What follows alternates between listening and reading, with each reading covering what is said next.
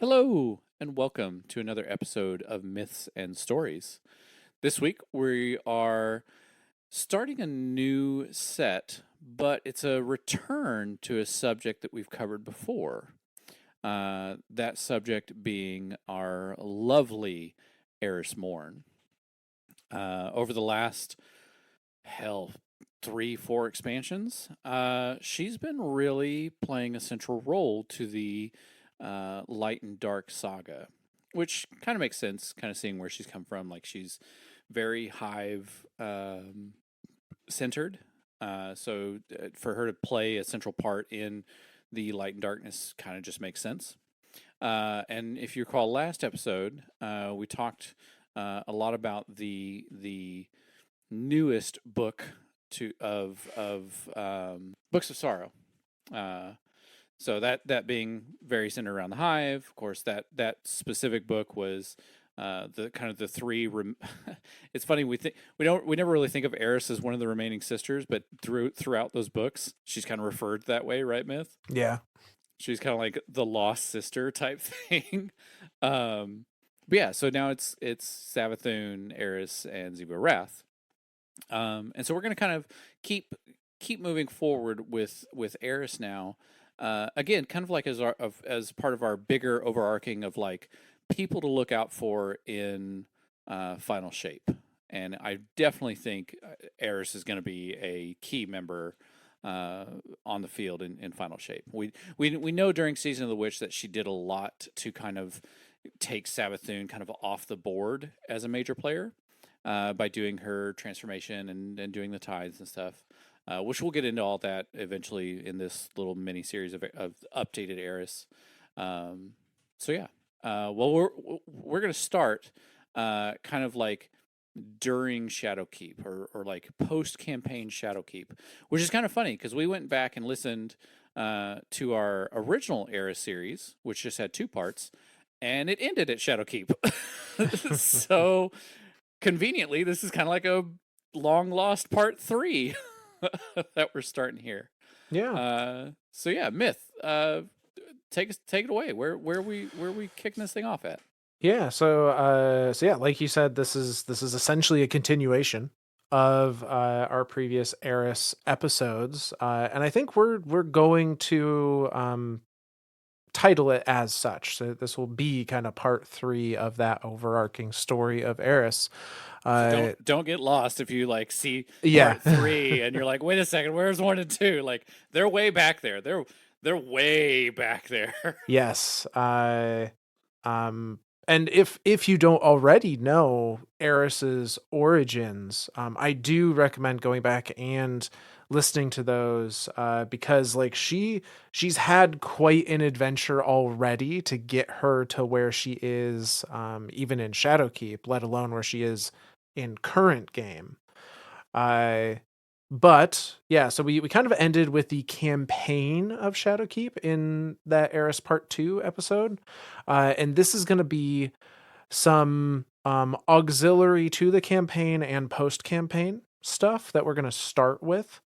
Um, so to set the stage a little bit here, just to get everyone's minds into what was happening in the Destiny world at this time, uh, Eris Morn as a character we had not seen or interacted with in any significant way since the Taken King, all the way back in D1. Um, I don't remember if her actual character model left the tower during like Age of Triumph at D1, or if she was there but just wasn't a part of anything. But I think they just moved her inside. I think she was like out on the platform, okay, but then they put her inside with the Vanguard, yeah. just inside that front little room there. Yeah, but for D2, like D2 vanilla, all like she didn't show up in any of the cutscenes. All references of her being anywhere were gone, and essentially any little tidbit about Eris was just like, yeah, she's missing. We don't know. Yep. Uh, until the Shadowkeep expansion.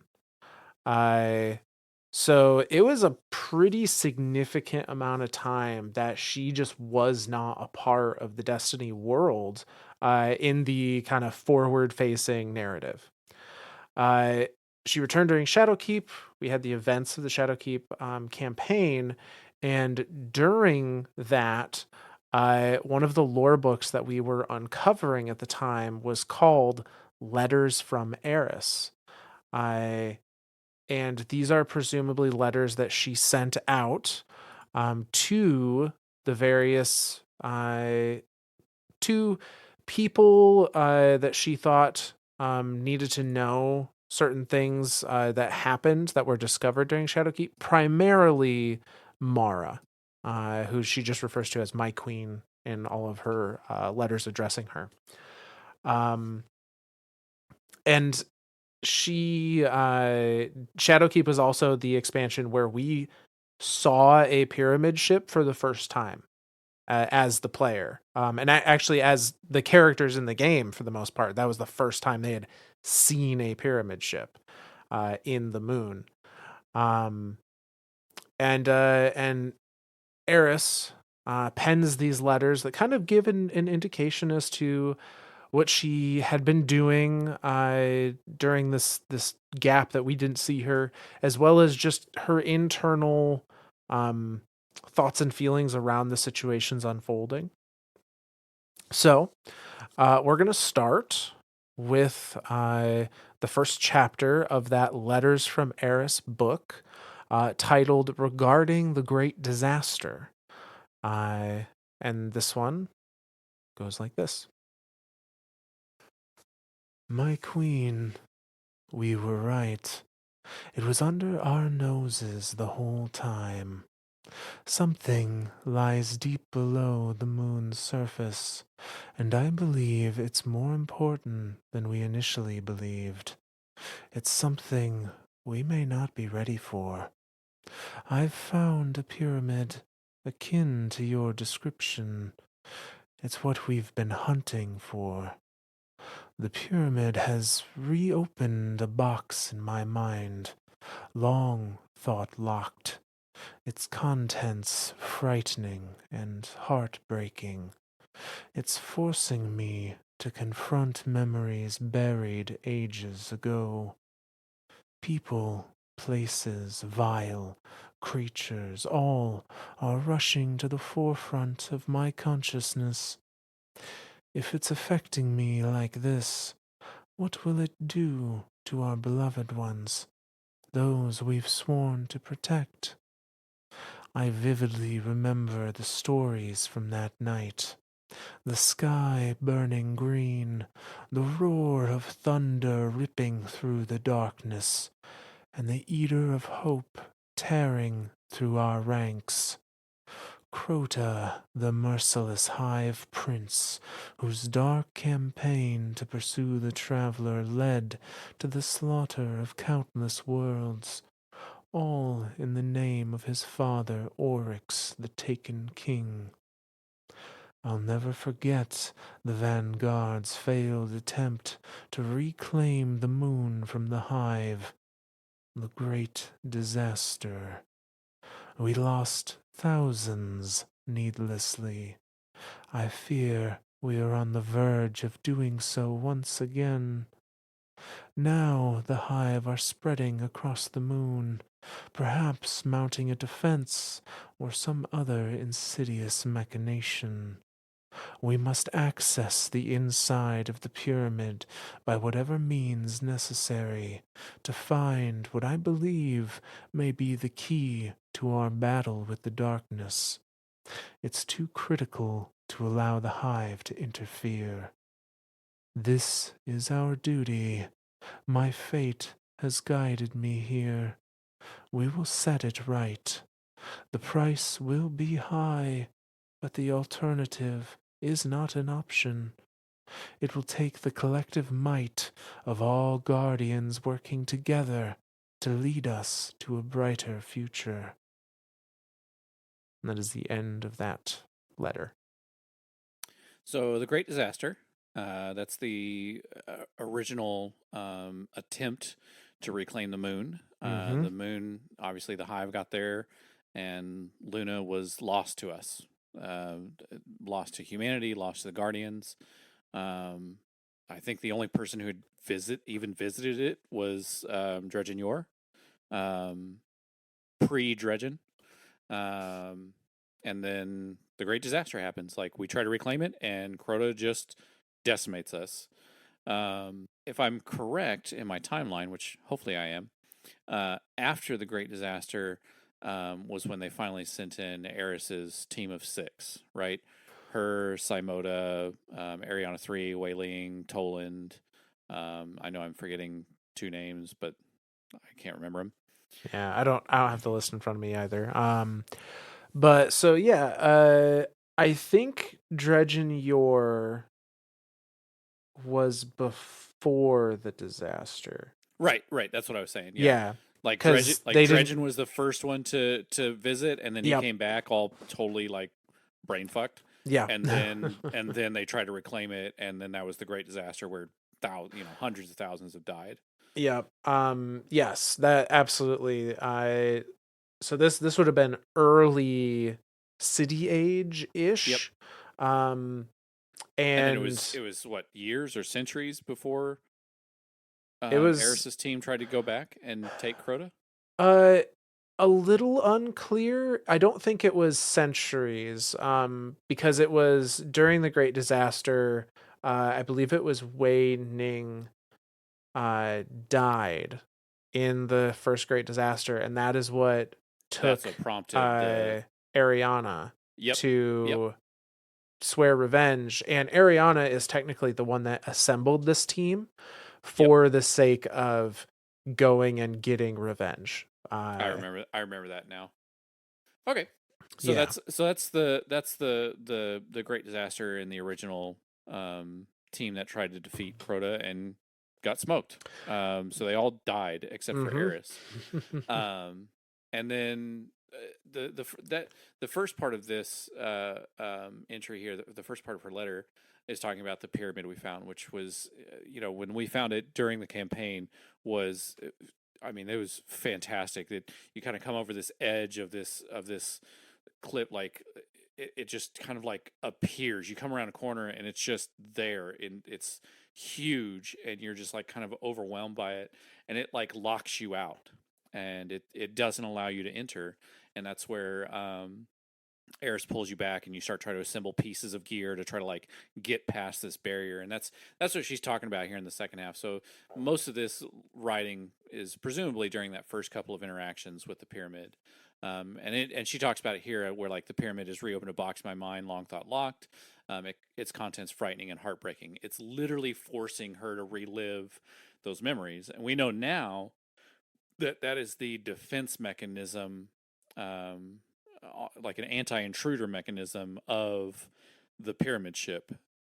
It uses your Yeah. memory. It uses darkness powers to like we saw this during the season of the Haunted, where like Uldren confronted, or Crow confronted Uldren, and then Zavala confronted his wife, and Keitel confronted Gaul, and so it was all these entities that were dead, and like that there was a big fear going on there, like what is the Guardians entity, like why does Ikora not want to go, why would Eris not show up there, like it was very frightening to everyone when this pyramid ship was first discovered, because the whole campaign of Shadowkeep, Eris keeps coming across her entire fire team. They're all of her nightmares are her fire team, like kind of like bearing down on her, and she has that whole scene of like, you're all insufferable. Share your stuff with someone who gives a damn. Like it ain't me. I don't care. I've moved past it. This is your problem, not mine. So yeah, this was obviously a very tough thing to deal with, because this is the first time we'd ever been this close to a pyramid ship. This is the first time like we'd seen anything like this. So it was a very hard thing for anyone to deal with. And then of course Eris having to like relive her fire team dying all over again, Right. and like blaming her for it. Like, of course she's gonna lose her mind. Of course she's gonna get a little pissed off. Like, yeah, that Yeah. just makes sense. And to go back just a second, so yes, this was absolutely a defense mechanism. I don't necessarily think it's a defense mechanism for all pyramid ships per se. Ooh, you think Um, this is just specific to this one? I think it's specific to this one because Oh, the because we former go owner inside of rule. this Right. Well, we go inside Rulks and we don't experience And any of there's that. yeah. But the former owner of this pyramid ship in the moon in particular was Nezarak, who his whole Oh, thing and was that he's he yeah, ate yeah, yeah. people, like ate people's fear and fed off their nightmares.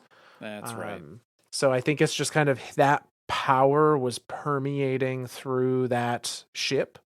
Um, Because when Savathun like killed him, like it was so complete. Like right, like he couldn't resurrect himself.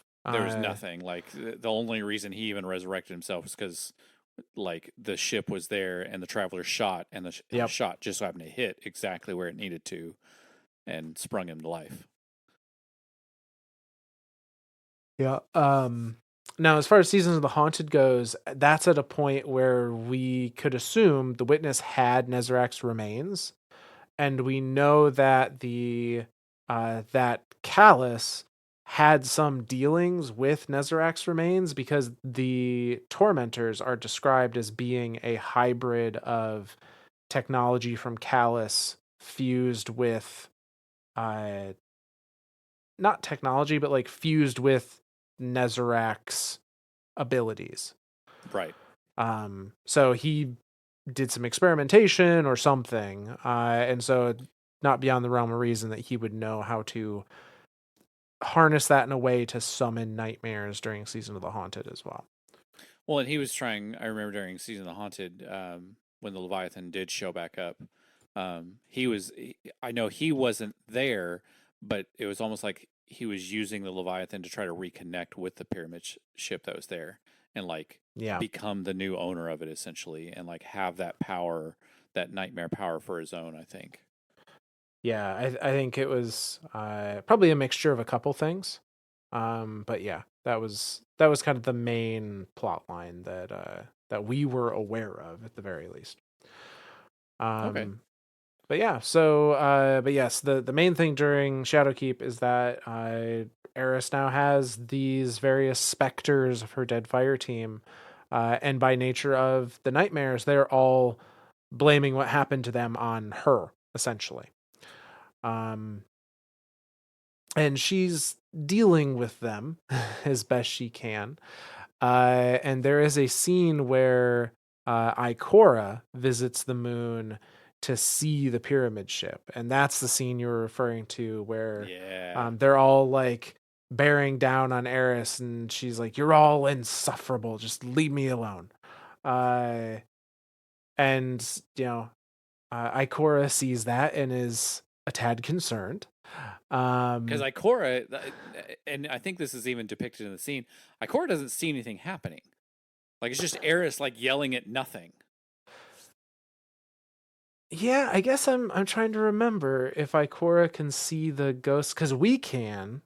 Right. So, but yeah, I guess I'm not sure if Ikora could see them or not. Um, For some reason, I hmm, remember it like, and maybe it was just like an odd cinematic angle or something like that. that could But I be. remember something about like the camera kind of panning over to an angle from Ikora's looking back at Ikora is looking back at Eris, and then like there's nothing around Eris while she's already done like this yelling thing. So like then Ikora like looks at us and we like look at and we're just kind of like okay, Eris, you do you crazy hive lady. Well, sounds like we all need to watch that cutscene again at some point, Yes, we and do. we can tell for sure. But shortly after that interaction, um, presumably shortly after that interaction is when the next letter is penned from Eris, this time to Ikora. So this one is just called Regarding Nightmares. And it goes like this: Ikora, the nightmares appear to be extracted from our very psyche. Violent manifestations that wreak havoc, tormenting us with our past trauma. They tease us with a life we once knew, prying into our minds and attacking our most vulnerable points. This assault on our emotions is aimed to weaken us in our sense of purpose. But I will not waver. Emotions can be overcome. I don't fully comprehend the power these nightmares wield, or if they can truly be conquered, but I have yet to meet an enemy who I could not.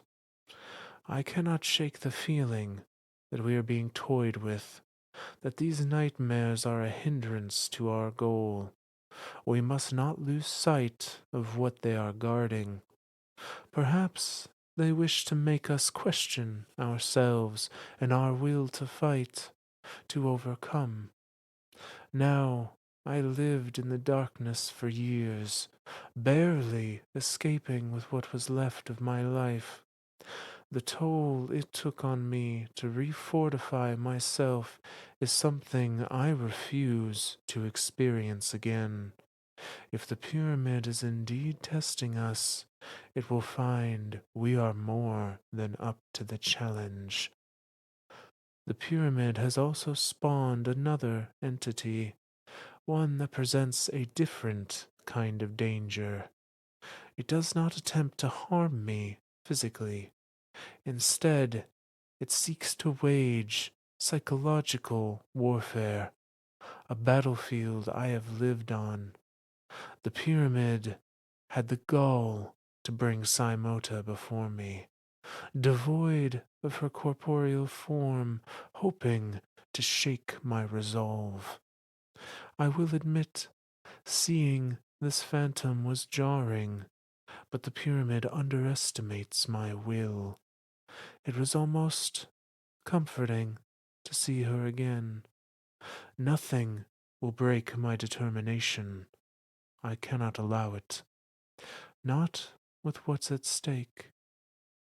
Should we falter, all our work, along with our goal of an existence without strife, pain, or hardship, will cease to be. No one should have to endure what I have lived through. As long as I am around, no one ever will. We cannot acquiesce. We will show them the meaning of light. And that's the end of that one. Yeah. So again, this whole time we're still trying to find a way into it. We're still trying to collect those the dream, dream bane. Is that right? Yeah, Dreambane armor. Dream bane armor. Yep. Because once you get a full set, like there's like a barrier there that like you can break through, and then you end up getting inside the pyramid towards the end of the Shadowkeep campaign. But again, this one talks about how um, the nightmares are assaulting their emotions, and again, we now know that that is tied to darkness. Like that's darkness is all about the non-physical powers of the world. Powers of the mind. With strand and stasis and darkness power in general, and things tied to memory, things tied to emotion, and so yeah, so it's it, more describing of what these nightmares are actually doing. We know that they could even take on bosses. Like we saw Crota come back to life, and we're like, wait a second, this isn't right. Like we killed Crota, he's dead. Like he can't come back to life. And then it brought Gaul back to life, and then of course it had to pick Taniks. Like because Yeah. why the fuck not, right? Name five bosses in Destiny. Taniks. All right, you know what? I made that too easy. Uh, so of course, yeah, like these nightmares are doing things to like screw with us, and I don't know why I really never did connect that power. I always thought that the nightmare power was all pyramid ships had this power, but it does make more sense now that you mention it, of this being Nezarex and him feeding off the nightmares. So this is starting to make more and more sense why we did eventually have to come to deal with Nezarek. Because again, kind of like jumping forward in the timeline and coming to Lightfall and going, well, why was Nezarek a boss? Like, why didn't we deal with something different? Why was Callus the boss of the campaign and Nezarek was the raid boss? That feels like it's kind of out of nowhere.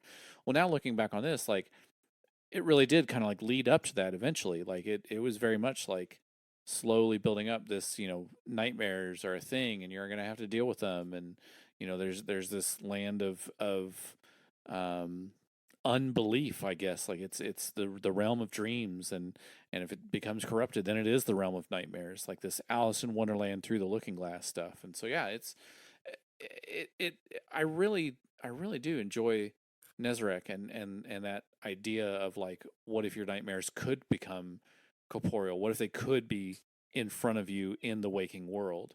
And it's interesting too, because even the pyramid tries to bring Simota in front of Eris to try to like guilt her and like mess with her mind, and Eris is like, not gonna happen. Like, nope. I know what's at stake, and I am not gonna let anything deter me from that. And so like, that's I'm sad that Simota is before me. I miss my friend. I miss my fire team member, but it does not matter. We are going to we're gonna fuck some shit up with the light, and that's what's gonna happen. Yeah, so as Shadowkeep went on, more and more nightmares, more and more shadows of her fire team appeared in front of Eris until we kind of helped her deal with them post campaign. Uh, and so as more of them showed up, that's, taking a greater and greater toll on Eris to like deal with them being there. And so in the next one, she's sending another letter to Mara, just addressed to my queen, where things are starting to get worse, and she's kind of starting to ruminate a little bit on that previous fire team. So this one is titled regarding Eris's fire team, and the letter to Mara goes like this. They won't leave me alone. It was only Sai at first. Now Veltarlo joins her, back to torture me. Once more, I am forced to relive the loss of my old fire team. Their screams of agony haunted me for so long, but never did I anticipate hearing their voices again. The darkness is deceptive and seeks to corrupt from within. It knows just where to strike. Terrible pain has resurfaced from a scar that I assumed had healed. Now something is scratching and clawing its way out. When we went after Crota to seek retribution for the great disaster, we knew there would be risks. We did not know it would be a suicide mission. I am ashamed to say I never wanted to think about these events again. How can we move on from our past if we continue to live in it?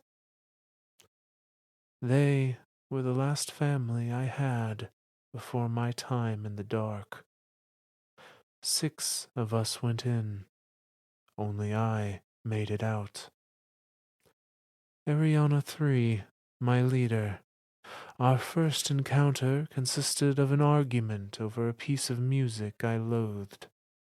Ariana was enamored with its melody and sought to convince me of its merits. Her unequivocal honesty in the face of dissenting opinions led me to pledge my total devotion and trust to her.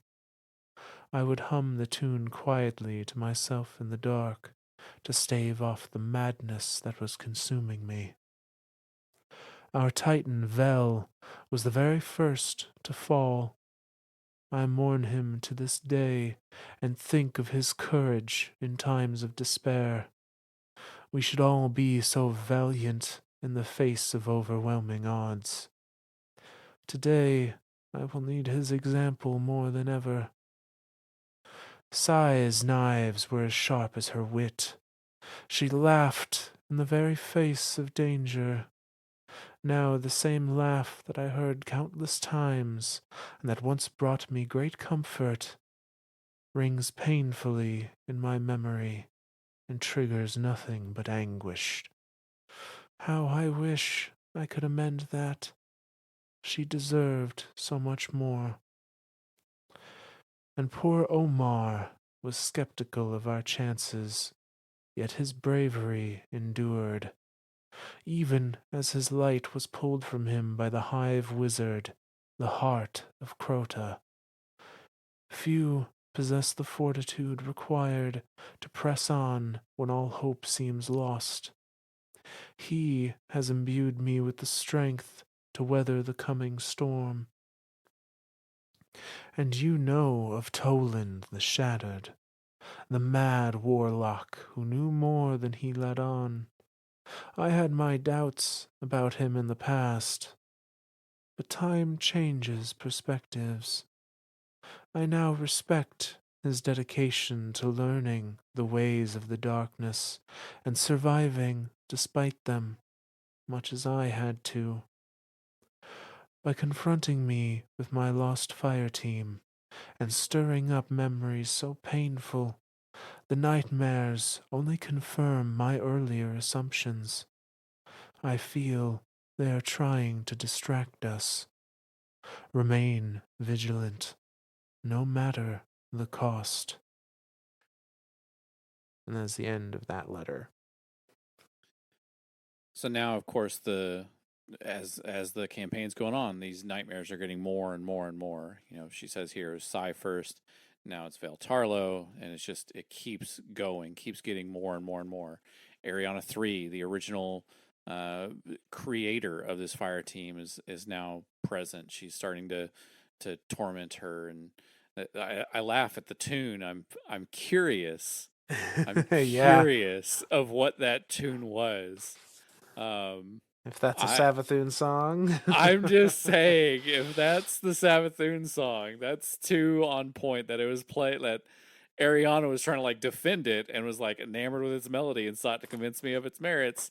And it's just Savathun whispering to people, and I'm just like, okay, this is some bullshit. Well, we talked about this last episode. Savathun made it sound like she orchestrated Eris being there and going Fuck, maybe through this is these it then. things. God damn it. So, Maybe it it was. might have been. I mean, Eris says she hummed it to herself while she was stuck in the Hellmouth. Like, Yeah. Yeah, maybe maybe that's what caused her to get out the other side. I don't know. I'm that's that and shit. Ahamkara bone. I'm sad that the two. That's what Destiny runs off of is those two.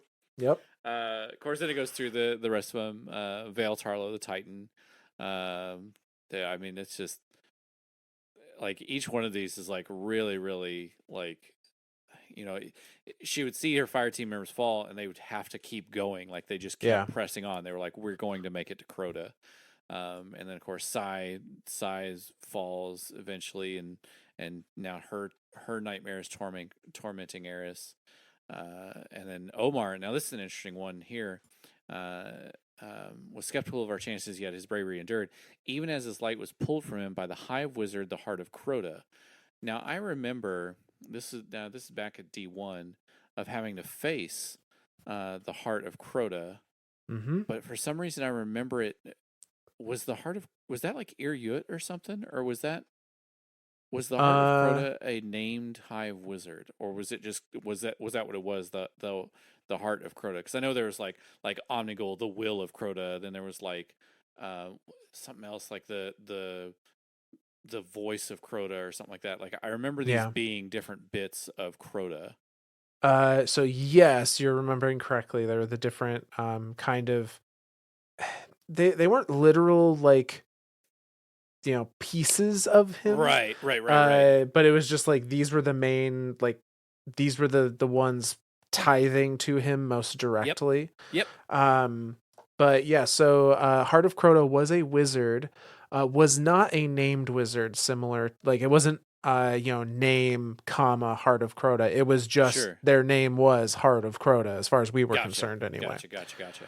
Okay. Um. Yeah, I was for some reason I saw that and I instantly thought of Ir and I was like, is that right? I don't think that's right, but Not quite. okay, so not quite. Yeah. And then of course, fucking Toland. Yep. This guy is dude. There's a whole series on Toland, and we'll do it eventually. But I don't know that we have enough pieces of the puzzle to do the whole thing. Like this dude's just straight up freaking nuts. Toland is an enigma wrapped in a mystery, packaged in a crazy person. That's So, what I'm saying, man. He is nuts. Like, if there's anything like hive oriented that you're just like, I don't know how this happened. It's just fucking Toland. Like, that's it. Um, just like for some Vex reason is the Vex stuff. mm-hmm, mm-hmm. But knowing that he is a warlock kind of makes sense now. Like, of course, it would be a warlock who was like, well, how do we defeat the darkness? Well, let me study the ever living shit out of it. Oh, and then lose my mind to it. Okay, yeah, that'll work. Yeah, that's Toland. Yeah. But yeah, having to like re-interact with all these people that have fallen. That I mean, every single one of these people died in that attempt at taking down Crota, and the only one that survived was Eris. And so to have to like re-see these things in front of her, and for them to be in a, again, not a fully corporeal form, but to be corporeal in this world, in this existence, and like having some type of form in front of her, um it's disheartening and discerning, like, and she even says here, like, I feel like they're trying to distract us, like everything they're doing here is like trying to keep us away from this pyramid, to keep us to keep us from moving forward. And so I'm on the one hand, I'm curious, like, we always talk about these nightmares as being a defense mechanism for that specific pyramid ship. But why? Like, why would Nezarek not want us in there? Why would those systems stay active? I'm assuming part of it staying active is just like his level of consciousness that was tied to that ship was just, it was kind of like an automated thing, like it's just going because it can. Yeah. Um but yeah, it's Well, interesting to think about things like that. thinking about it, the last interaction Nezarek had prior to their death was an attack from Savathun.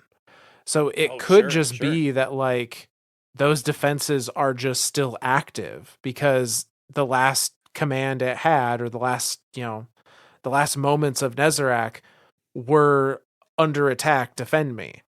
Sure. And so maybe the ship is still just operating off of those orders, even And though it's not presumably the Savathun anymore. Well, and presumably the only reason why those systems came back online, because that's the other thing too. That pyramid ship has been sitting there since the original collapse, Yes. Yep. and so presumably that stuff should have just been active this whole time. So why didn't we see nightmares before when we went to the moon in D1? Why didn't we, like, Yeah. were these not a things? What I'm thinking is because Nezarek's consciousness was so was sealed away by the witness, um, or at least presumably that's what it was. And then with all those pyramid ships coming back to Seoul, now it's getting closer and closer to it. Because again, you got to think, there was Shadowkeep, then Beyond Light, but Beyond Light, all the other pyramid ships were now here. Now the one carrying Nezarek's consciousness didn't arrive until Lightfall, but we started seeing those nightmares get stronger and stronger throughout Shadowkeep and Witch Queen, but obviously only on the moon. And then of course when the Leviathan, Callus's ship, kind of showed back up, and their Callus is nowhere to be found. Now it's really starting to ramp up these nightmares. Now they're really starting to take hold and become active and be more and more, because again, now we're getting closer and closer to the Nezarek's consciousness aboard aboard the I guess prison ship or medical ship. I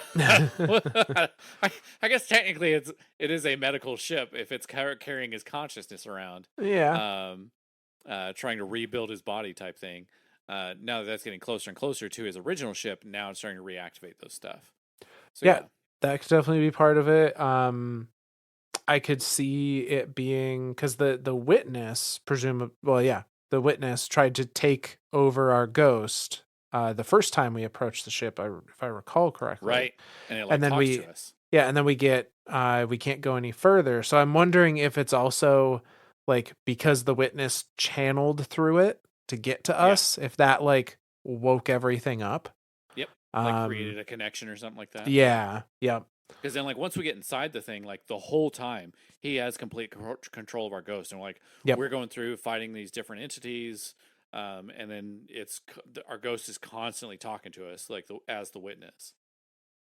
Yeah. So could be a combination of things, but yeah, I think the idea that um it reactivated and it just the last thing it knew to do was defend Yep. uh is probably why it's chosen that course of action. But no, so in addition to the nightmares of her fire team, and some of the nightmares we experienced at first, such as Gaul and Tanix and whatnot, um, one of the other nightmares that is brought back is the nightmare of Omnigul, the will of Crota, uh, which D1 Guardians will remember for her iconic scream. Uh, So good. um, which, if I recall correctly, I may be making this up, but I feel like I remember in an interview, the voice actress for Eris is the one that did Omnigul's It scream is. as well, You're right. which is just some fun poetry. Um, I did also have that scream as like my text message notification sound, and it was glorious. uh, but yeah, so but Omnigul has a obviously being related to Crota, has a bit of a sordid past with Eris, in addition to our guardians, who, if it's the same guardian from D1, has had battles with Omnigul before. So the next letter, which Eris sent also to Mara, is titled "Regarding Omnigul, Will of Crota," uh, and it goes like this. Omnigul, the monster Crota's sycophant zealot, mother to Crota's hellspawn, murderer of my friend Sai. Omnigul wrought terror throughout the stars and brought about the loss of countless lives. She was ultimately defeated by a brave fire team of guardians who drowned out her screams with a maelstrom of bullets and vengeance. Now her whetted shriek pierces my ears once again. The pyramid is playing its cards and going all in, as Cade 6 would say. Oddly, I find myself thinking of him more now that he is gone. I suppose I have grown closer to other guardians in the vanguard than I had realized.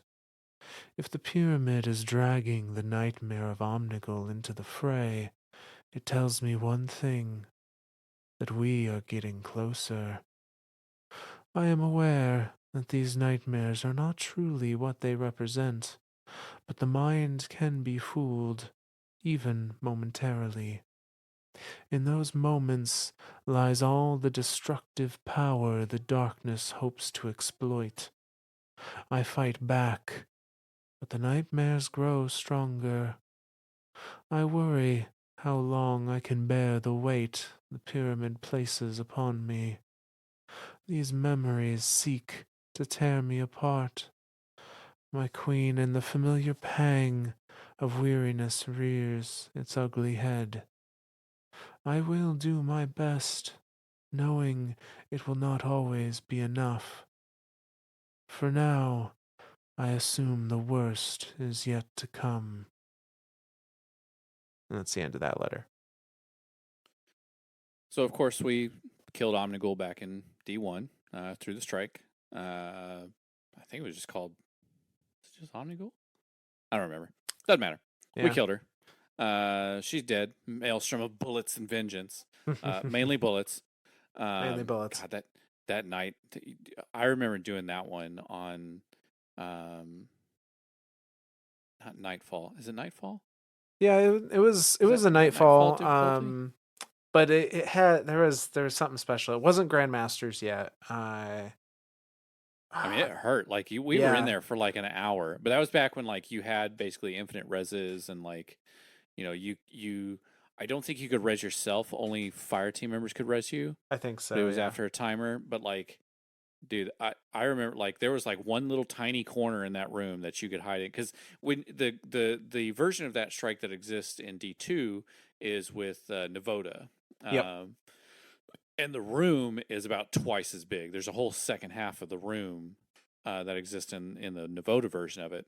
But the Omnigul one, that room was tiny, and there was nowhere like everywhere you stood, something had a bead on you, and it was just like there was one tiny little corner that you could sit in, and you could not fit three people in there Nope. comfortably.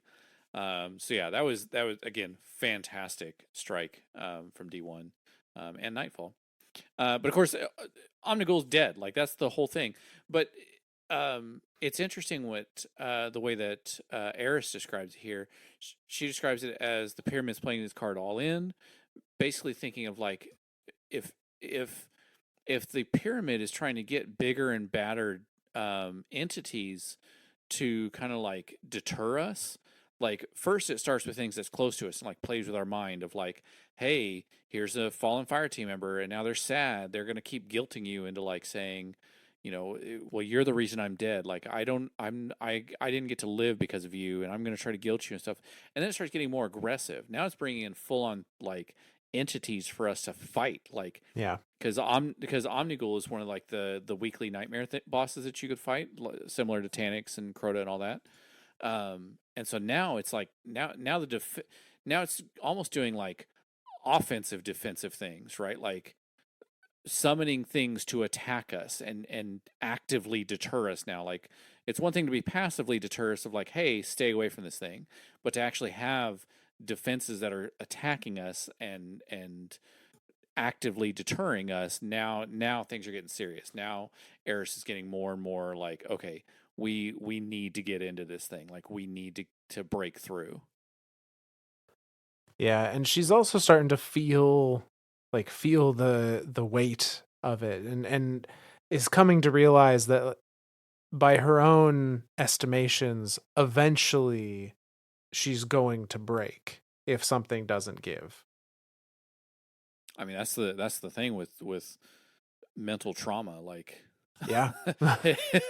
it fucking sucks. Is what the thing is there. So yeah, it doesn't surprise me that she recognizes that like if we don't do something, like she is going to break.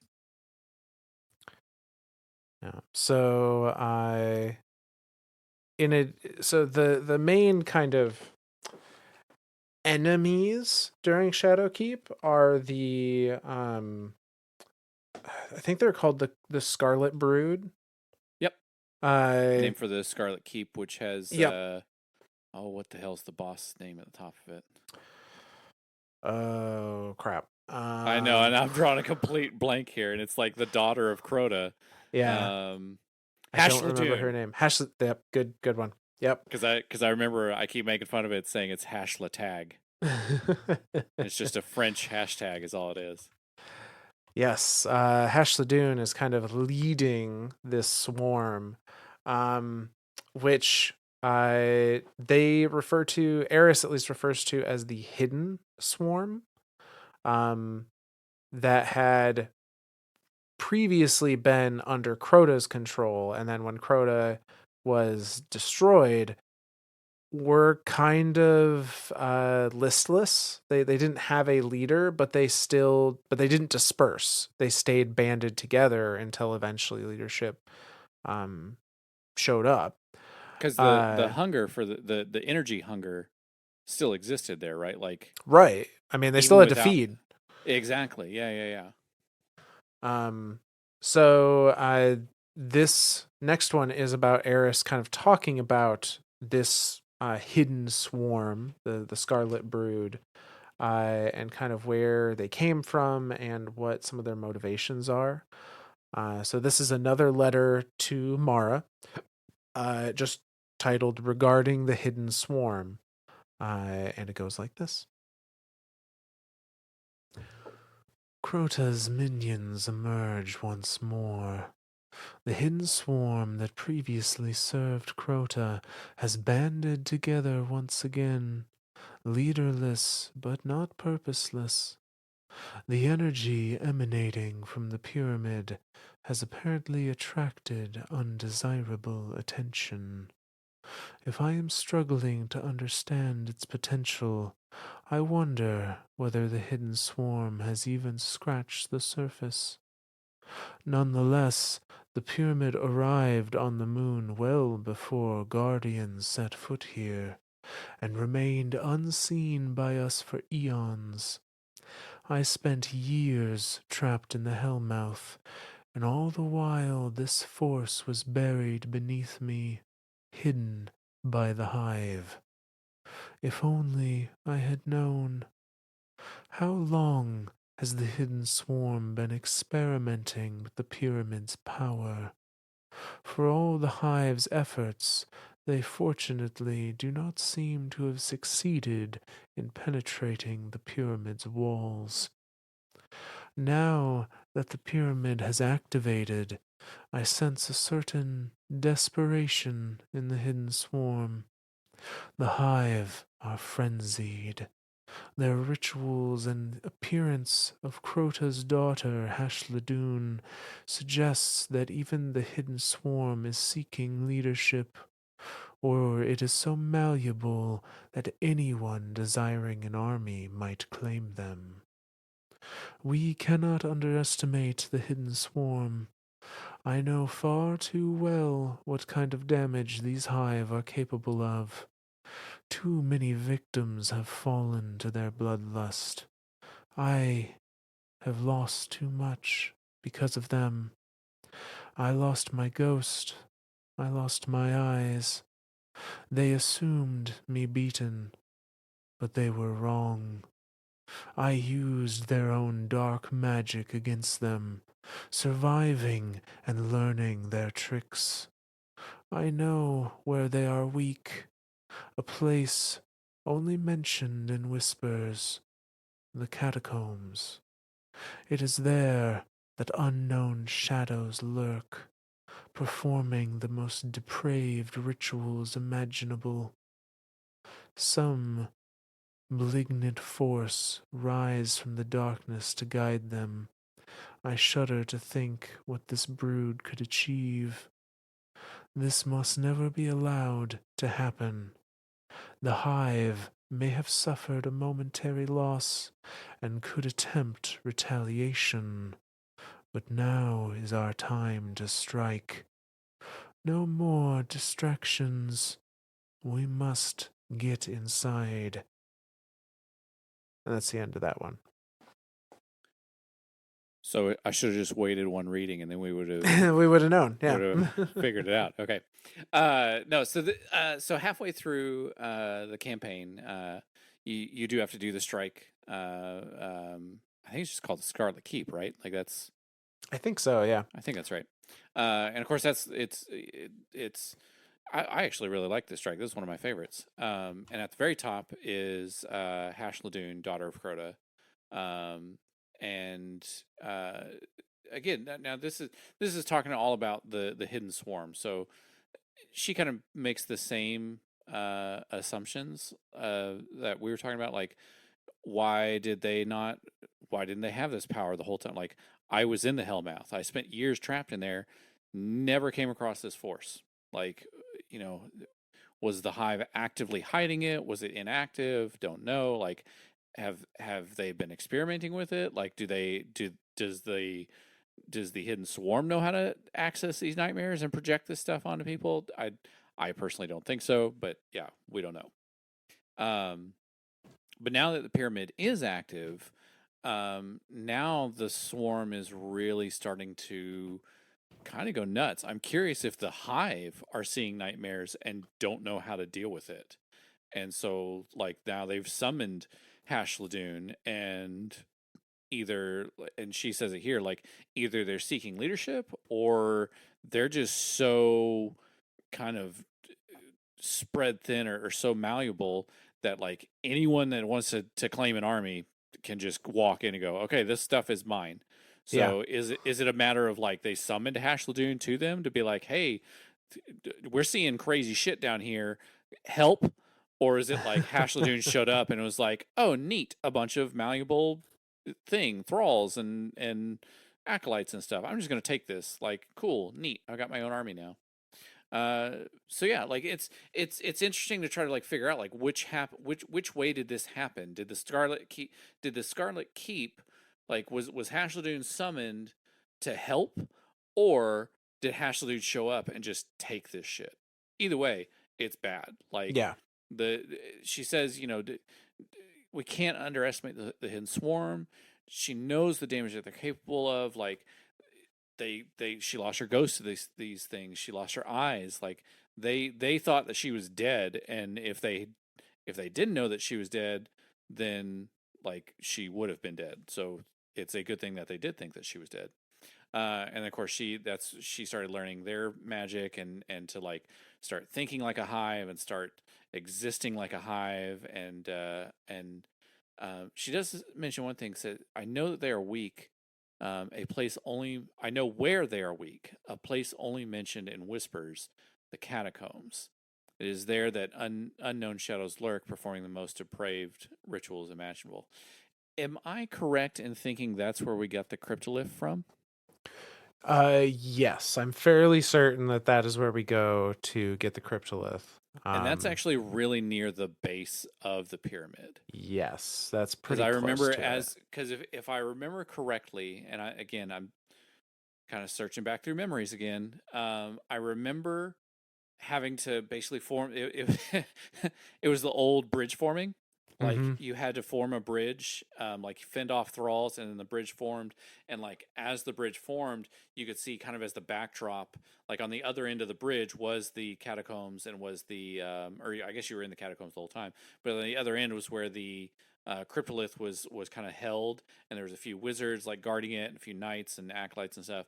But then like as like the skybox behind it was like you were basically at the bottom like kind of level of the pyramid ship, whereas like everywhere else we had seen this pyramid ship was kind of like an upper tier of it, kind of towards the top looking down on it. So for it being like as low and deep into the moon as it was, and that close to the pyramid ship, presumably they had some type of interaction with it. But again, if the powers weren't active until Right. Shadowkeep, then there really wasn't anything there. But again, we also know that the the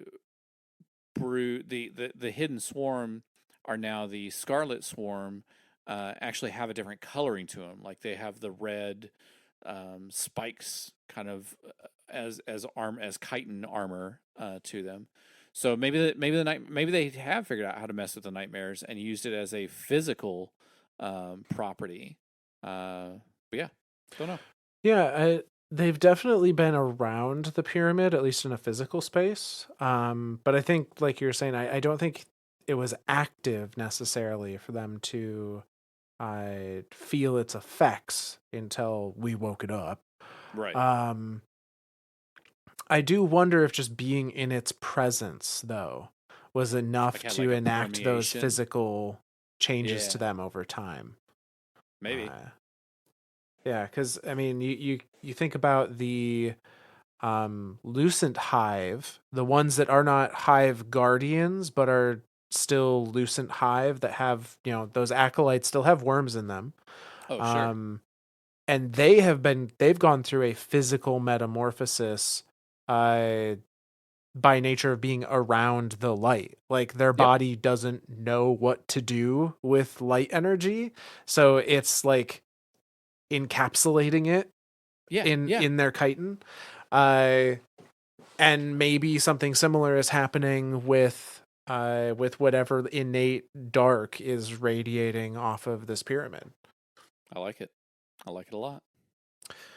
So the one thing that I don't know if we ever interacted with this in game. Maybe we did in a strike or something. The nightmares didn't stay on the moon. They expanded to other areas. And I'm trying to rack my brain. I don't think I we don't remember ever seeing him anywhere other interacted than with the them in moon. that way. Yeah. But needless to say, they did navigate to other celestial bodies. And Oh, Eris they sends totally did. The freaking oh my god, dude, Myth, we're dumb. We go in there all the time to test guns. The lost sectors. Oh, because the bosses are nightmares. The bosses are Oh my god. nightmares. Yeah. We're dumb, dude. We go in there all the time to mess with shit. Oh my god. Anytime Myth and I come up with some type of like mechanic of like, oh, does this interact with this? Or how much damage is this? Is this a 22%? Is this a 12%? Like, what is this doing? The lost sector we use a lot is that one right in the center of Nessus, because it's, the transmat there, and then it's dropped down, and you're right there, right in the front door.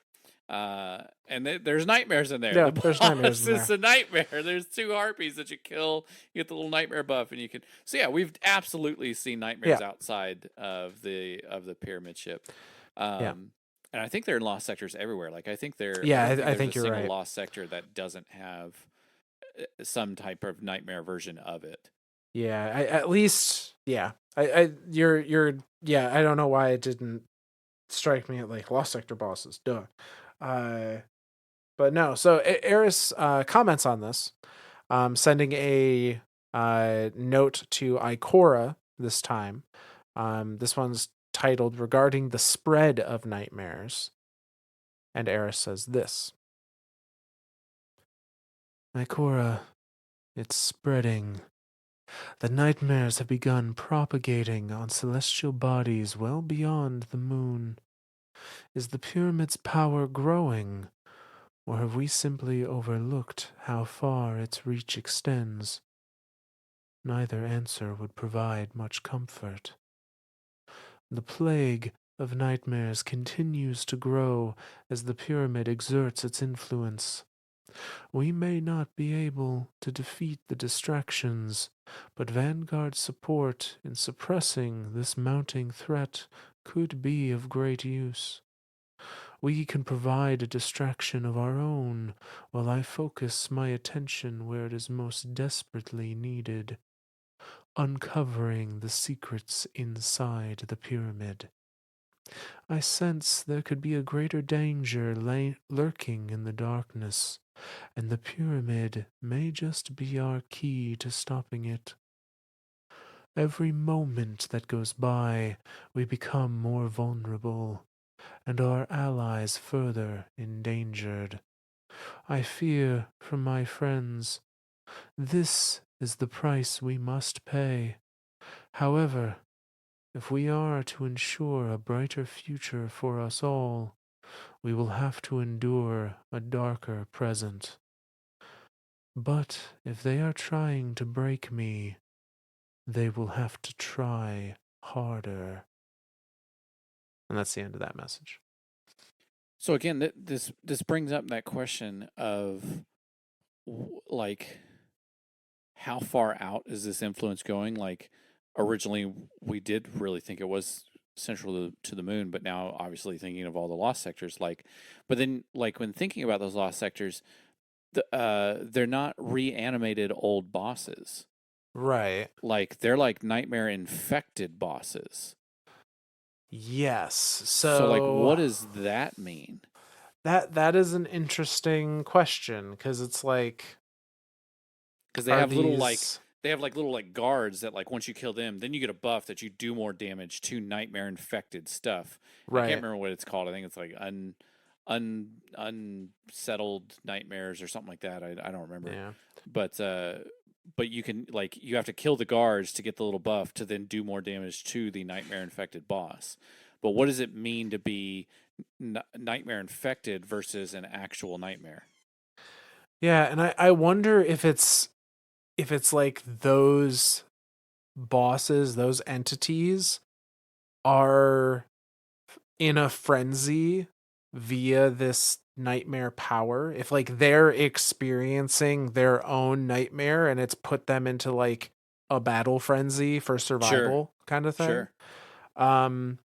Yeah, we're kind of I feel like we're kind of riding that line between like it's a video game mechanic because it's cool, and like there's an actual story reason for it. Sure. But even Ikora is like, I don't fucking know what the fuck is going on. Like, figure this shit out, Ikora. Yeah, it is interesting to think though that the pyramid would have that either its power was expanding or it has that far of a reach and it just takes time for it to start to have an influence on the outer edges of its abilities. Because if we think of it in terms of a distance, right? The pyramid ship is on the moon. There are nightmare versions in the EDZ, as well as the Cosmodrome now. Yeah. Um, Nessus. there are ones on Nessus. Were there ones on Mars or Mercury when they were active, or Io? I don't remember. I don't remember. I It's been feel so long. like I don't think there Io. For some reason, Io I maybe remember being not. taken and stuff like that. I don't remember there being a nightmare one on Io. There might have been, maybe in the one where the old Whisper of the Worm starting point was Yeah. that lost sector. Maybe I don't I remember. don't think anything in the Dreaming City is a Nope, nightmare nothing boss. in the Dreaming City is nightmare boss. Um That's all taken. there were definitely nightmare bosses Oh, there's in one the scorn in there. Tangled Shore when that was around. Um So yeah, so I'm hmm. well. And Nessus is a dwarf planet between Saturn and Neptune. I think either between Saturn and Neptune or between Saturn and Jupiter. I don't remember where its orbit actually lies, but yeah, so if it's reaching as far out as Nessus, like that's That's well quite a beyond. ways. I mean, that's shit. That's borderline Neomuna. like, Yeah. Yeah. Uh, so yeah, so I again, I don't remember if there were ones on Titan or not, but it doesn't matter of all that. The point is, it's reaching the entire soul system. So like its power has, and if we think of Nezarec too, like again, kind of jumping timelines, jumping forward a bunch to Lightfall, like Nezarec's power starts permeating the minds of Neomuna, and I'm right. curious of because is that because his consciousness is that close to his old pyramid ship that now it's like amplifying it more and more and more and more That um, could definitely be part of it. And to be able to actually, penetrate that system there, that network. as far as we know, again, maybe it's just cuz video game, but if we take it at face value from a narrative perspective, like those nightmares are still in those lost sectors. Yeah. So we could take that to mean that that pyramid ship is still as active as it has ever Yep. been. I mean, the nightmares are still there. Like when you go visit Eris, like all those nightmares are still there. Like everywhere you go on the moon, Yeah. nightmares are everywhere. So presumably that power is just continuously active. So it would make sense that once Nezarek gets in range for whatever's left of him to reconnect, that could absolutely be a conduit for him to Neomuna. Yep. Okay. Yeah. Uh all right. So Eris kind of denotes each of the kind of boss nightmares that show up on the moon that we have to defeat as part of those nightmare hunts. So the next one that she kind of comments on is Fogoth the Untamed. And this is another letter to Mara, and it goes like this: Abomination the Untamed, spawn of Crota. That's what we called him. Fogoth was a creature bred for one purpose: destruction. The hidden swarm kept this ogre alive through foul rituals of rebirth, chained up in the summoning pits, its unnatural existence a reminder of the threat the swarm poses. Yet seeing its visage has sparked an unexpected emotion within me: pity. I too know the pain of having to lead an existence you no longer want. The monster should have died and been forgotten. Instead, it had to live a life of indentured servitude. Sometimes I feel the same. Though duty is my oath and privilege, I can't help but feel trapped by the endless cycle of the fight. Will it all be worth it in the end? Will I ever know peace? Perhaps the nightmares are weighing on me more than I'd care to admit. as these thoughts flood my mind and cloud my judgment. Even still, I remain steadfast in our mission, my queen. Your endless support drives me, and for that I am thankful. That's the end of that message. So Fogoth again, D1 boss for a strike. Another fantastic one. Like Yeah. absolutely love that one. That was actually the area, and maybe that was the area in D. No, because the moon didn't exist in D2, so you couldn't have. Or the moon didn't exist yet in D2 until Shadowkeep, so it couldn't have been. Yeah. So that was the original location of the original Jade Rabbit emblem. Was inside that area. I don't know why I remember that. I just remember that. But yeah, no, fantastic boss. Giant ogre. Its crit spot instead of being its eyeball was its belly. Kind of like Yeah. a oh, what's the Taken King one? Golgoroth. Golgoroth, yes. That's it. Yep. So yeah, that's again, fantastic boss. But here, she talks about how the hidden swarm just kept him alive, just kept rebirthing him over and over again, and kept him chained there. Like this thing should have died years ago, but for whatever reason, they just kept him alive. But now he's brought back as a nightmare. So presumably, the events of us killing him in the strike, similar to Omnigul, because Omnigul was another one of the hunts. Um, uh, he is canonically dead, and um, the nightmare is the nightmare protocol of the pyramid ship has brought him back to life, and now we have to put him down again. Yeah, and we get an interesting peek into Eris's kind of mental state at this point. And it's one of those things where I appreciate even more where she has ended up, like how the character arc she has taken to get to where she is in the current current story. When we read something like this and she talks about like there are times where she feels like she's only alive because she has an obligation to be alive to Yeah. continue, I and feels like she should have died and been forgotten long ago. um and the question of, will it all be worth it, will I ever know what peace is? um and then for some of the more recent lore entries, for her to talk about like, I have found peace and now I'm trying to find happiness, I Dude, is she's been just through some like shit. she has She's been. been through some shit, man. It makes it extra fulfilling to and like satisfying as the Yeah, audience member to see where she came from, knowing where she is now. I'm telling you, Hive Mommy Eris Vengeance form is that's her truest form, and that is the form that I worship. And she is amazing as such form. Not at all where I was going with that, but I'm just saying, to each their own. Vengeance Eris Mourn is the best Eris Mourn, and I love her for that.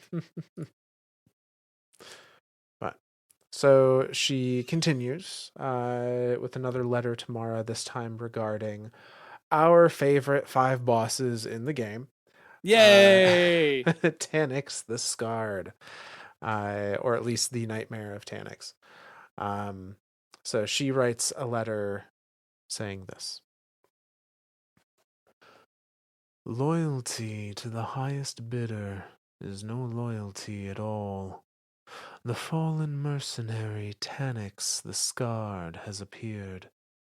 It is a nightmare, I believe, though it is hard to say with Tanyx. He was assumed defeated by Guardians during the Siva conflict, although he has come back from the dead so many times that I feel uncertain. All I am sure of is that the nightmares are growing stronger. They challenge my fortitude in a way I haven't experienced since my time in the Hellmouth. Tanix has changed in many respects over the years. He has enlisted the technology of the Fallen, Vex, and humans to alter himself out of necessity. He is a survivor, much like myself. Never in all my years did I think I would waver in my opinion of him. Yet here I stand, sympathetic to a being who doesn't understand the meaning of the word. I sometimes question what kept me in the Hellmouth. Was I truly trapped there, or was my keeping myself there? Was it a self-imposed exile for the disastrous attempt at assassinating Crota? Was I a prisoner of my own making, doing penance for my mistakes? No, that can't be right. Tanix is a lawless murderer, with no moral code or ethics. There was that period, I'm sure you recall, where it was assumed Cade 6 had slain him, yet he returned, only to bring down Andal Brask in cold blood. Despicable. This is not me. I am no murderer. I fight for something better alongside all the Guardians of Light. This mission becomes more arduous by the day, but I am resolute in my cause. And that's the end of that message. So Tanix is the one boss out of all of them that kind of like makes me question how the nightmare stuff works. So on the surface, the nightmare stuff works off of memories, things that are dead.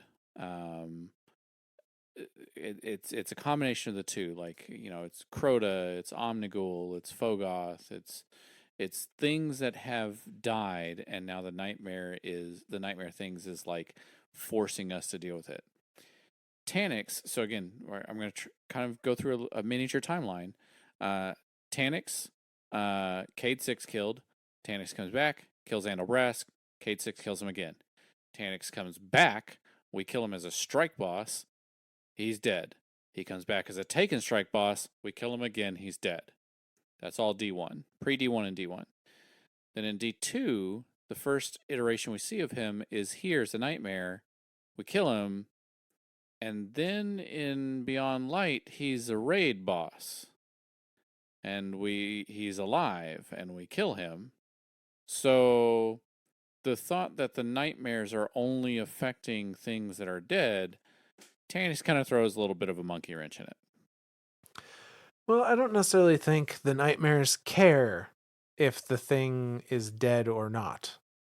I'm starting to believe that more and more. I really did truly only think that it was dead things, but I think you're right. I think it's just like whatever is the most traumatizing thing Yeah. that they can manifest, it's just going to do that.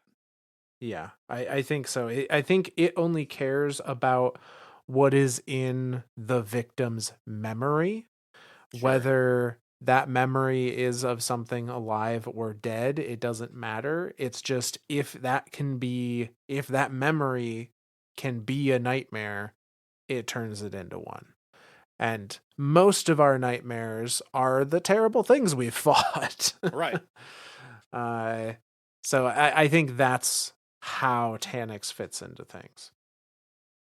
Because the only other time that, and again, this is kind of like a, I don't know, this is a a fucky logic.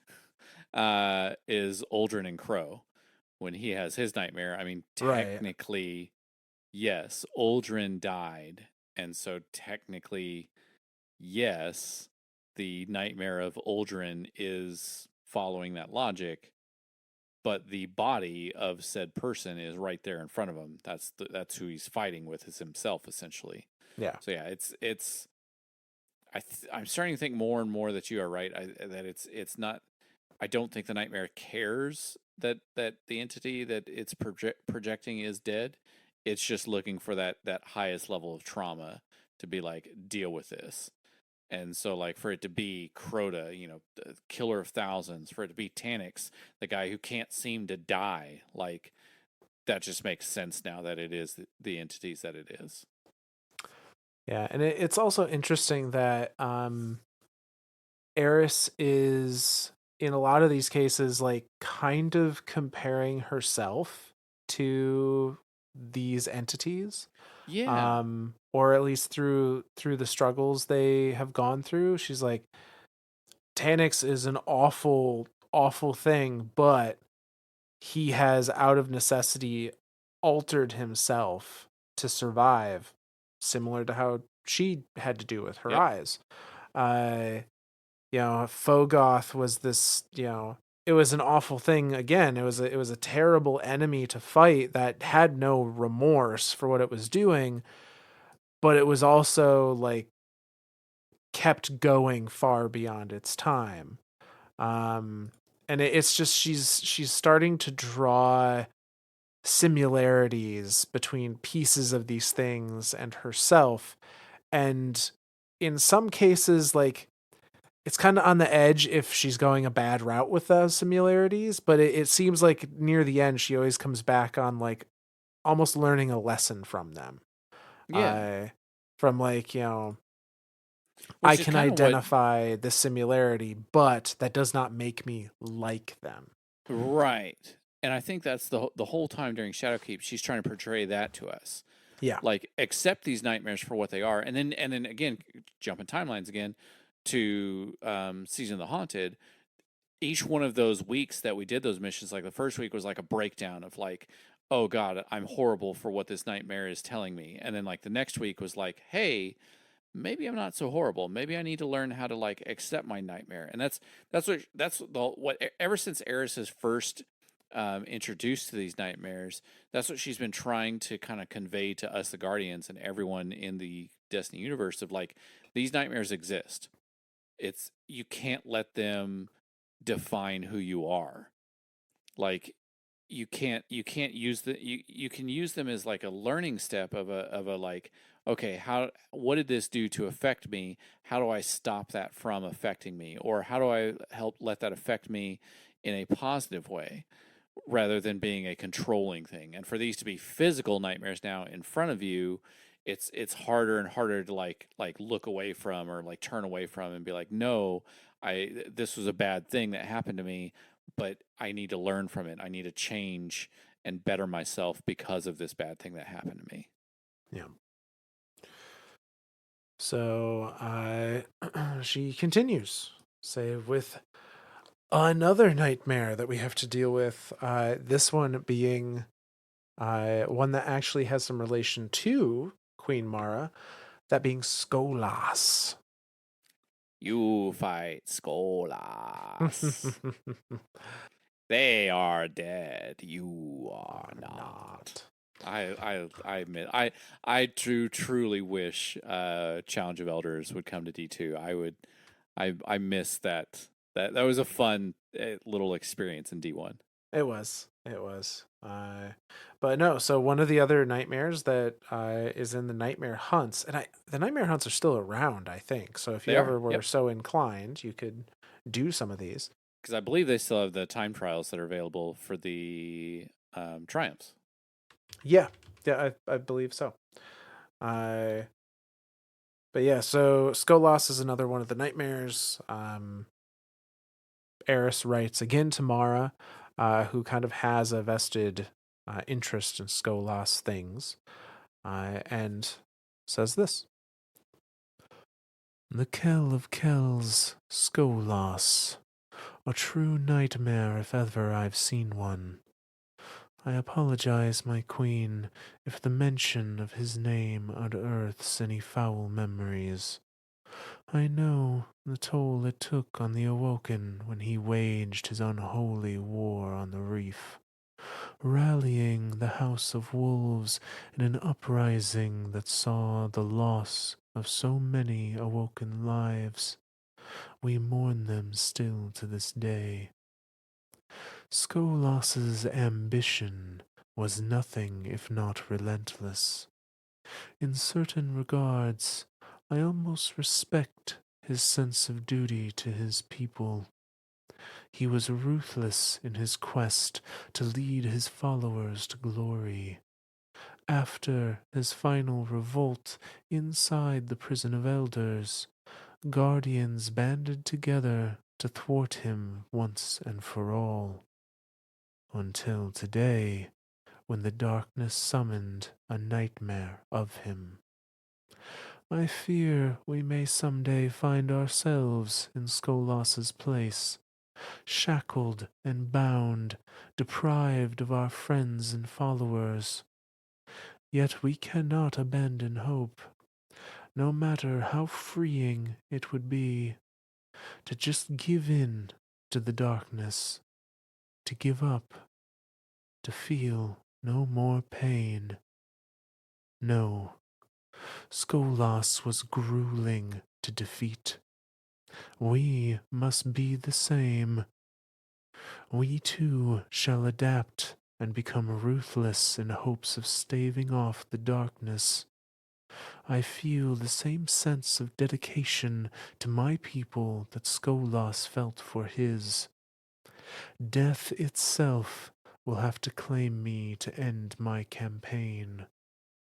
The weight of this mission is not overwhelming, though it feels heavier with each step forward. I will carry on.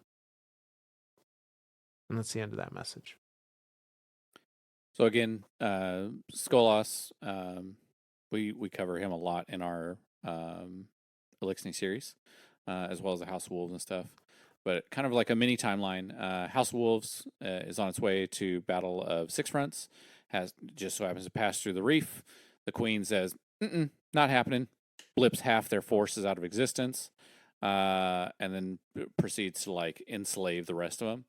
Skolas retreats, disappears, but again keeps kind of like hitting the reef in little battles here and there.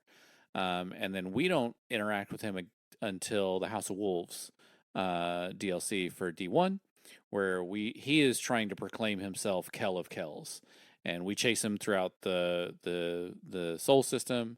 We end up at the top of the God, I wish I could remember what it was. I think it's the top of the Ishtar Collective Tower above the on Yeah, I Venus. think so. And he's literally using like the Vex network to like port in as many Elixir forces as we can. We finally take him down. We recapture him. We chain him up in the prison of elders.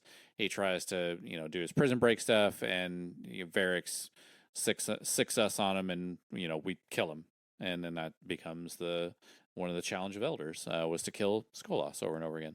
Mm-hmm. So canonically he is dead, and now again, kind of going off that theme of dead things, but again, I keep reverting to that just because everything that we face as a nightmare is dead, except for Tanix.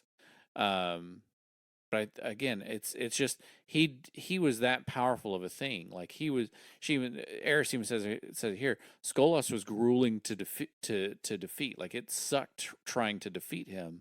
Like we have to do the same. We have to be grueling to defeat. Like we have to keep fighting on. Like we have to get it to a point where like darkness cannot bow to us. Like we just keep going. We keep going. So yeah, it's she keeps she's still on that pattern of like kind of comparing herself to these entities that are being presented as nightmares to us. Yep. And the next couple actually are all kind of in the same vein. So the next one here is Gaul. And again, Eris wasn't around anywhere near us for the Red War. but definitely felt the effects, as all guardians did, of being cut off from the light. Although I guess maybe she didn't. She maybe you very uniquely didn't necessarily feel the effect. She was kind of Uh already cut off from the light, huh? yeah, though I have to believe that like She had to have felt something. yeah, like something even if you can't call upon its powers, it just To be how that connected to it and then right. like kind of not be, but still sort of be. Like again, the only other time that I can remember like her being that close to the light was when Crow took her out into the field, out near I think the Shard of the Traveler, and like summoned a golden gun, and he let her put her hand around his and like pull the trigger a few times. Like Yep. that was the closest she had been to the light since like ever, and she actually smiled and like it made her feel giddy again. So I don't know. Maybe she really was disconnected fully from the light, but Maybe so. I don't know, man. Maybe she felt something. But needless to say, she knows of Gaul and what he did, at the very least. And so she writes another letter to Mara when Gaul, unsurprisingly, is a nightmare that shows up. Probably, I mean, of any of them, I could see Gaul being like our guardian's nightmare at this I think time. so. Because, He personally kicked us off his ship from yeah. orbit, like when we plummeted and created a crater in the city and barely walked away from it. Because I think as many times and as many opportunities have as guardians have had to you know be under threat of a permanent death, absolutely, I don't think our guardian certainly has ever felt powerless until that moment.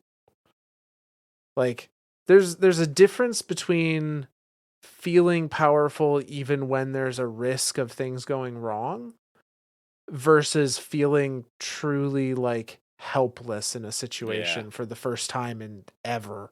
Yeah. uh so needless to say, I think Gaul is probably our nightmare or the Guardian's nightmare, at least for post this soon after the Red War. But she pens another letter to Mara, saying this: The Red War was not so long ago. The nightmare of Gaul is an unwelcome reminder of the slaughter we faced. Many of us are still rebuilding after the atrocities committed by this murderous fiend.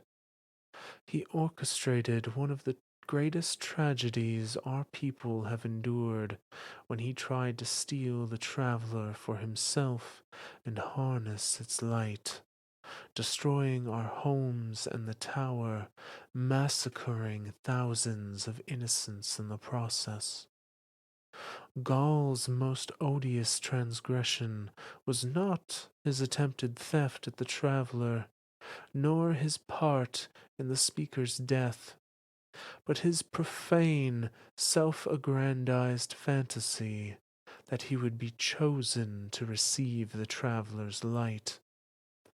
It would amuse me to think this brute, who excelled only at betrayal and subterfuge, would ever be worthy of the traveler's light, had his misguided campaign not led to so much senseless bloodshed. Light stands for self-sacrifice and devotion. Light is the hope of a peaceful, harmonious world. Gaul sought only power. He would never have been chosen for the light. I often wonder whether I was chosen, or whether I made a choice in my journey through this life. Did fate make me, or did I make my own fate? I cannot say with great certainty one way or the other. I can only assert that I choose what I feel to be right in any given moment, and hope I made the right choice. I was relieved when Gaul was defeated by the might of the Guardians and destroyed by the Traveler's light. It was reaffirming. I spare no pity for Gaul, as he was a wretched creature who got what he deserved. His rage-fueled quest for power will not prove our greatest test. I dread what whatever comes creeping out of the darkness next will dwarf the devastation Gaul brought forth. We must steel ourselves for what lies inside the pyramid. And that's the end of that message. So, Gaul, obviously, I think you're right. Very much our personal guardian's nightmare. Because, like, to be lightless, to be powerless, felt it was crippling. And she's absolutely right. Like, some people and places are still rebuilding. Hell, the tower's still under construction. Like, you go to the tower Yeah. now and you look up to it, it's still being fucking built. Like, that's been a hot second, guys. Like, what crew is working on this? That job went to bid and they took the lowest one. I'm telling you, this is a government contract that's going on in this thing. Yeah. Shit. that messed me up, man. But yeah, still kind of dealing with that today. And I have to laugh because she says the line like, "Did fate make me, or did I make my own fate?" Well, guardians make their own fate, but she's not really a guardian anymore. Like, Right? she's not a light. I mean, I guess she's still a guardian, but she's not a light bearer. Like, Yeah.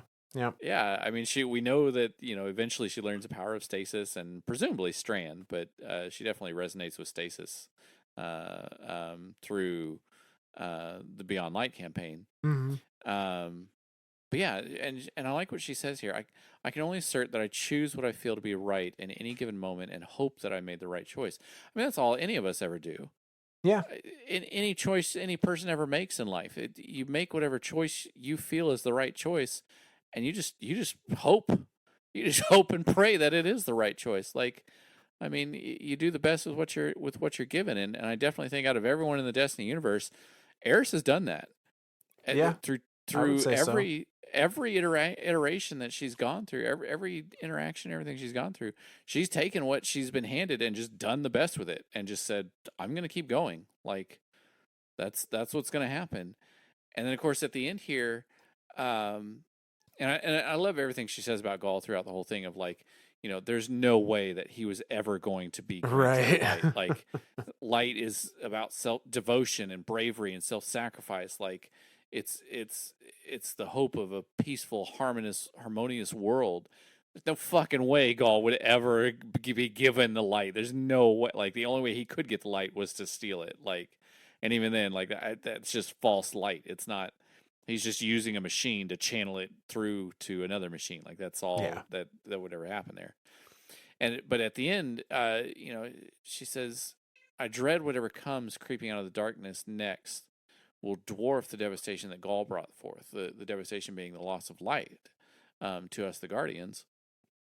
And she says, "We must steel ourselves for what lies inside the pyramid," talking about the pyramid there on the moon. I think her statement still rings true to today. Oh yeah. I think we must steel ourselves for whatever lies inside the Traveler. Like, Mm-hmm. that's going to be even more fucked up than what we were dealing with Gaul.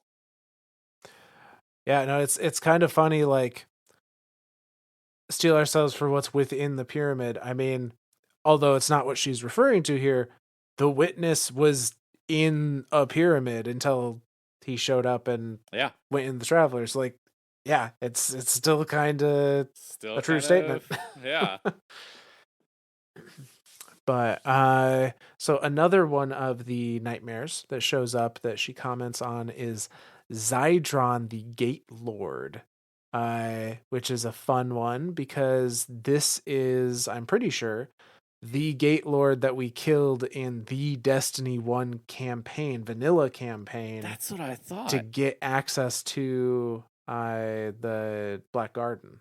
This is the one that, like, we go to Mara and we're like, "Hey, what do we do?" And Uldren steps forth and he's like, "Bring us the head of a Gate Lord." And we're like, "What do you want with it?" And we're like, "I don't want it, but you're not going to survive to get it." And then we bring it back to him and it's like, who cares?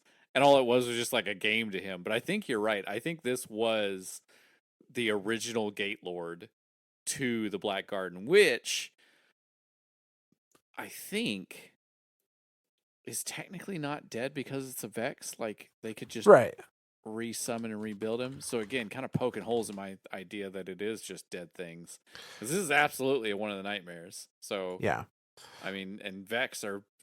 It's funny. Like, Vex always seem like a non-issue, but Vex are really truly the most terrible thing on the entire universe. But Yeah. because they have all the infinity that is time, like, to us, they're perceived as a non-threat.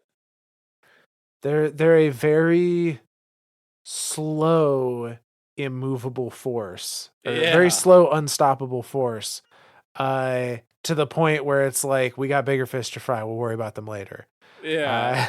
But they're still going. Like, they're still doing what That's what Vex I'm do. saying. Like, there's still an issue. Like, hey, the house is on fire. Well, the light sockets aren't working. Well, the house is on fire. Let's deal with that first. All right. But the light sockets still don't work. Like, that might be another problem we need to deal with. We'll deal with it when we get there. Okay. Oh. But no. So Zydron, the Gate Lord. Again, another letter to Mara. And Eris says this: I find myself unexpectedly empathizing with the Vex Gate Lords. The machine's sole purpose lies in defending their realm, a noble and relatable cause. I employ that same sense of duty. It is what drives me in our crusade against the darkness, and allows me to persevere, even when I feel pushed past my limits, much as I do now. I will not lie to you, my queen. The very fabric of my mind feels twisted and frayed. I have always sensed something inherently dark in regard to the Vex. Specifics elude me for now, but I believe it warrants further scrutiny should we survive this ordeal. The ancient protectors of the Black Garden are rumored to contain code, not coordinates to a place, but potentially a key to time itself.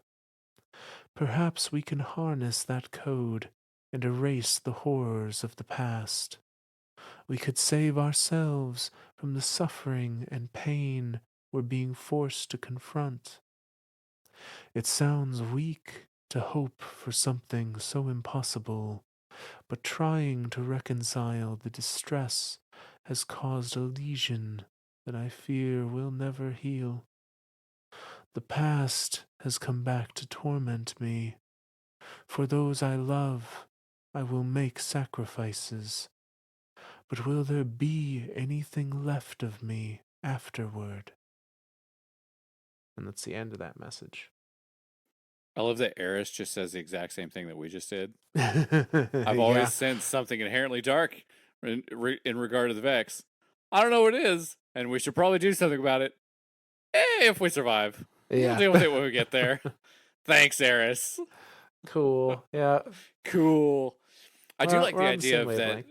Yeah, yeah. We're at least talking all the same language. We're like, we know the Vex are bad. We'll deal with it when we get there. Like, let's deal with all the problems going on right now. We got the witness right here in front of our face. We'll deal with that. Then maybe when we have time, we'll deal with the Vex.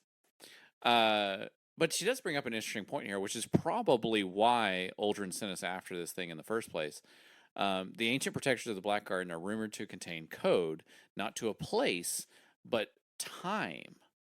Like, how to actually kind of traverse time. And of course, we know, we as the players now have I feel like a better understanding of how Vex time travel work. It's not that they're traveling time; it's that all the information is getting uploaded and downloaded across all Vex, across all existence, all at the same time. Mm-hmm. So they don't perceive time at all. It's all just an instantaneous upload download thing. So again, if we could do that, we could presumably access information to our past selves and then say, hey, maybe don't send a fire team of 6 into the Hellmouth. You're going to turn into Eris. But then, like, does that fuck with the timeline? Like, what does that mean for us in the present? Like, we are where we are because of events that have happened, and if we screw with said events, if we go back in 1955 and make our mom fall in love with us, like, do we start erasing from time? Maybe if we have a DeLorean and stuff. I don't know. Um, yeah, it's time travel is fucky. It's it's it's an interesting thing. No creating paradoxes though. We can't do that. Yeah, no, none of that. Now, I do think it's a little I don't know how much Eris knows about the Vex, so she may not understand necessarily Sure. how they work. I it it's interesting to see Eris here be like, I could just go back in time and fix everything. Yeah. Yeah.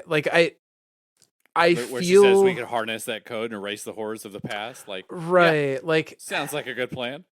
yeah, yes and no. Like I feel like the Eris today would take that statement to be, I don't want to say a cop out, but kind of a cop Sure. out. No, absolutely. Um, False hope. like yeah, like the Eris of today, I would see that as a silly thing to hope for. You Yeah. know, I think the um, heiress of today like accepts what she's gone through and been like, okay, how do I use that to better myself? oh, absolutely, Whereas like looking absolutely. at this statement, like if she were to take this statement for what it was and be like, oh no, I need to erase all that. No, I don't. We don't want to go through all that suffering and pain. No, no, no. The heiress of today is like that suffering and pain fuels me. Like that fuels my vengeance. That suffering and pain is why I am where I am now and why I was able to. And I'm going to put this in quotations, but defeat Zivu Arath. So yeah, I think you're right. I think she would see that as a cop out statement. So her next letter, um, and second to last regarding individual nightmares. This one is about the fanatic Fickrel, um, who again is one of those like is dead but canonically keeps coming back to life. Uh, via whatever Aldrin did to him originally. I was gonna say because he's even alive like now. Now, yeah, Like he's the one that sent the stuff to the dungeon to like investigate. right. And there was a statement, I don't remember where exactly, but there was a statement I remember from like a Vanguard report that canonically the reason why we kept running the strike where Fickrel was the end boss was because we had to keep killing him because he just kept resurrecting. And like Yeah. that was the only way to deal with him was just keep throwing people at him to make Yep. sure he was dead before he could do anything dramatic. Um and then he disappeared at some point and like no one knew where he went. I so this is another kind of interesting dead but not really dead. Right. Another entity of like kind of poking holes in the whole thing that like only nightmares can Yeah. only be of dead things. Yeah. But again, Eris doesn't have a direct connection to the fanatic. But she's got some thoughts on him as well as the Elixir in general. Um so this one again, Tamara says, I have now seen Fickrel the fanatic, the scorned baron, brainwashed into subjugation by your brother, a puppet in Aldrin's scheme to open a gateway to the dreaming city. The appearance of his nightmare begs even bigger questions. Why him? What is the pyramid implying? I often ruminate on the fallen. They are a fascinating people. A once great society, now reduced to wasted potential, destroyed by the darkness. Who can say what they might have achieved before their downward spiral into scavenging and piracy? Is this to be my legacy, too? Am I fated to fail, a pawn to the whims of the dark? If that is what the nightmare of Fickrul represents, what choice am I left with? I have already been stripped of my light. It would be easy for the darkness to take me, if I let it. Do I dare? If we lose this coming battle, surely we're to suffer the same fate as the fallen, being cast aside, aimless and gagging on our lost hopes and ideals. It is growing harder to find the light. And that's the end of that message. The Fallen very much are the closest thing that we have to an understanding of what a collapse would look like to us Yeah. post receiving the light, because that's what happened to them. They had their golden age, it collapsed, the darkness came and killed, like, destroyed their planet, destroyed Reese. Then we come along and we start kicking in there, like they're just trying to find a place to live, albeit like they resorted to piracy in doing so. So kind of not really going about the right way of doing it. And then we just start kicking in teeth, and we just start killing all of their heads of houses. Um, I still don't really truly understand why, other than we're dicks. Like, I get that they were pirates and they like tried to like band together and kill all of us. So I guess it's like we're just doing it in defense, but still, like, maybe we should have just stopped at the defense portion. It was just like, okay, we stopped them, like, we're good. We didn't have to like go through and kill all their heads of state and then kill all of those follow-up heads of state that tried to fill the void, and then kill the third. Like, we're killing so many tiers of heads of state that there's just we're now we're just killing dudes. We're killing just like dudes of houses. That just that's it. So yeah, I think we went a little far with the Fallen, and I think they get the point now. Now that they're all kind of fallen, I feel like all Fallen are under one of two banners, and the one banner I think is now just like gone. One being House of Light, and the other being House Salvation. And Yeah. I think House Salvation is pretty much washed up. Like they're a non-entity now. Yeah, I mean, Um, Aramis has yeah, has she's abandoned abandoned them. it. She's Yeah, left. she said, I'm done. Like, I couldn't defeat anything. I couldn't kill the great machine. I just want to go be with my wife and mother of my kids, and that's it. I'm just gonna watch the universe blink out. Like, I'm done. I'm done fighting. I'm done caring. I'm out. I do. I don't know why, but I really like her mentality in that point of just like, I'm done. This is too goddamn hard. I quit. I'm going home. I'm taking my ball and I'm going home. That's it. I'm just gonna watch it all play out from now on. But yeah, like, even thinking of Fickrel, like, obviously she's like what you're saying. Like, Eris never had to deal with Fickrel, and so this is kind of the first time seeing him, and it's an interesting thing of like, why is Fickrel something that is alive, that is still a threat to the current, like, at the point of time of this of this lore book coming out, that strike is still active. We're still actively killing him on a Right. daily basis. And so, like, why Fickrel? What's the point of showing him as a nightmare? Is it to show that, like, there's something there that's constantly going to be there, or is it because of the similarities between the Elixni and us? Like, I mean, Tannix is kind of under the same banner, but now we have Fickrel, who is tied to the darkness now. Like, this is kind of a scary thing. Like, what does this mean? Yeah, and I think a theme here um with these letters has been Eris has been putting up a very strong front. A Sure. very, like, it's difficult, but I'll keep going. It's a heavy burden, but I'll carry on. You know, and she's taking lessons away from each of these. And now this, I think, is a really, really the first one where, like, that hasn't happened. It's almost like she's starting to spiral into, she doesn't necessarily believe she can 100% do it Yeah. anymore. Oh yeah. I and we see that in game as well during the campaign. Like, she becomes more erratic and more um aggressive in Yep. general during this time, and it all culminates in um, the next one, which is Crota, regarding Crota, son of Oryx, the nightmare of Crota. I but before reading that one, I just want to touch on she at this point, it would be easy for the darkness to take me if I let it. Do I dare? I think this Eris right now in this lore book is the Eris that would have eventually led to Elsie's dark future if she stayed that way. 100%.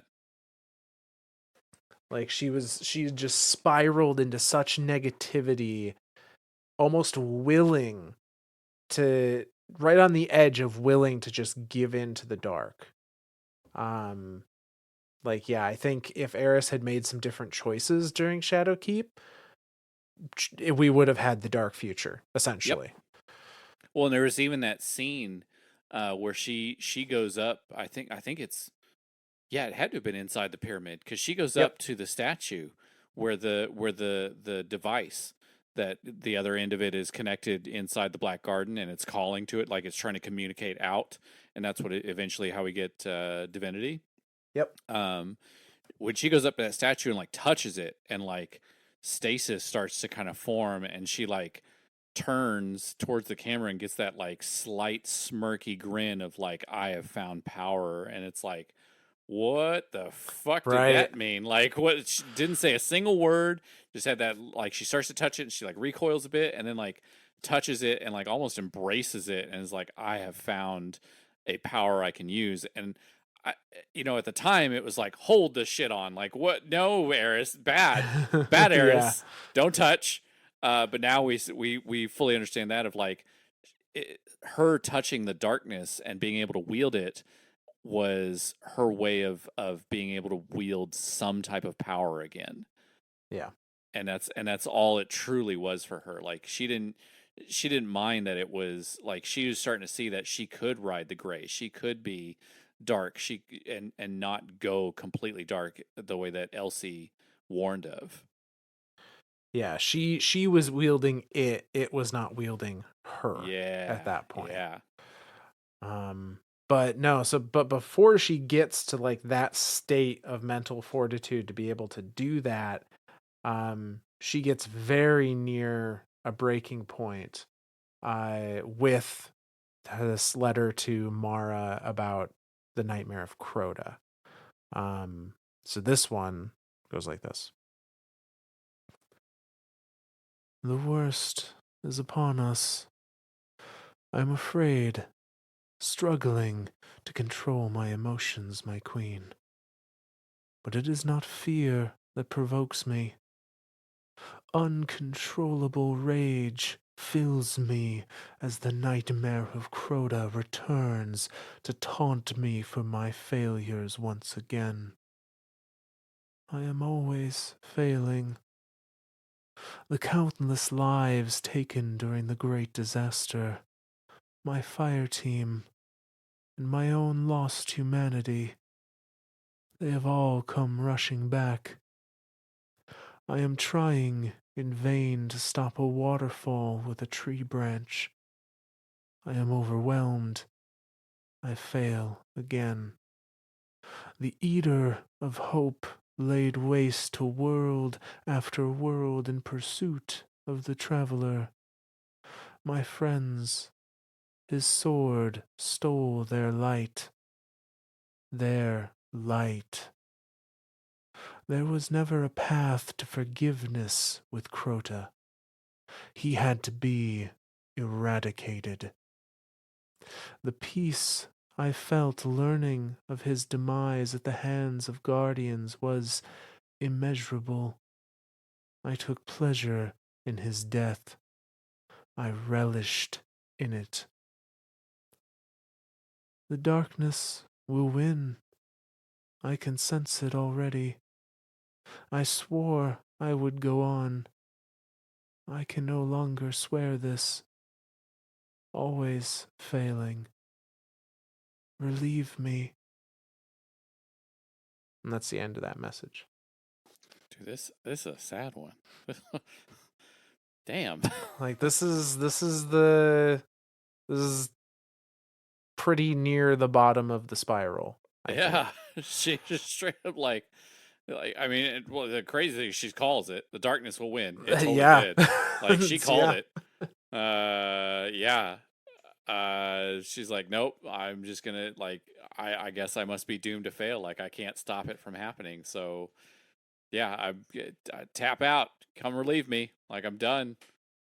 Holy cow, dude! Having to relive the like, and that's I think that's the big thing too is for it to be Crota of all things to have been brought Yeah. back. Like that what like she was so overjoyed that that Crota was taken down because she was the one that sent us on that mission back in the Dark Below in that expansion, and so for her to learn of his demise was like the greatest thing ever. And then of course, then a year later, Oryx shows up, and it's like, oh shit, this is the thing you've been warning us about. Like, okay, I guess we'll deal with that now. And then to see Oryx fall to our hands, like she was overwhelmed with that. Like this was great. This was the greatest thing that ever happened to her, and now to have it come back and she's just like I can't deal with this. This is too much. Like Yeah. I'm out. Tap out. She's she's taking her ball and she's going home. uh, but needless to say, we assist Eris not only in kind of reconciling with the nightmares of her fire team by gathering their previous belongings, like relics of them, and bring them to her, but also by destroying the various nightmares that have appeared and carrying out the rest of the campaign.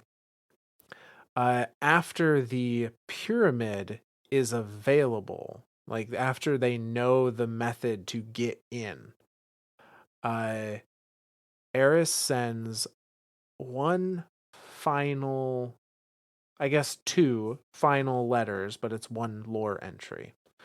Um, this one titled Regarding the Pyramid. And the first part of this, it says undelivered deleted message.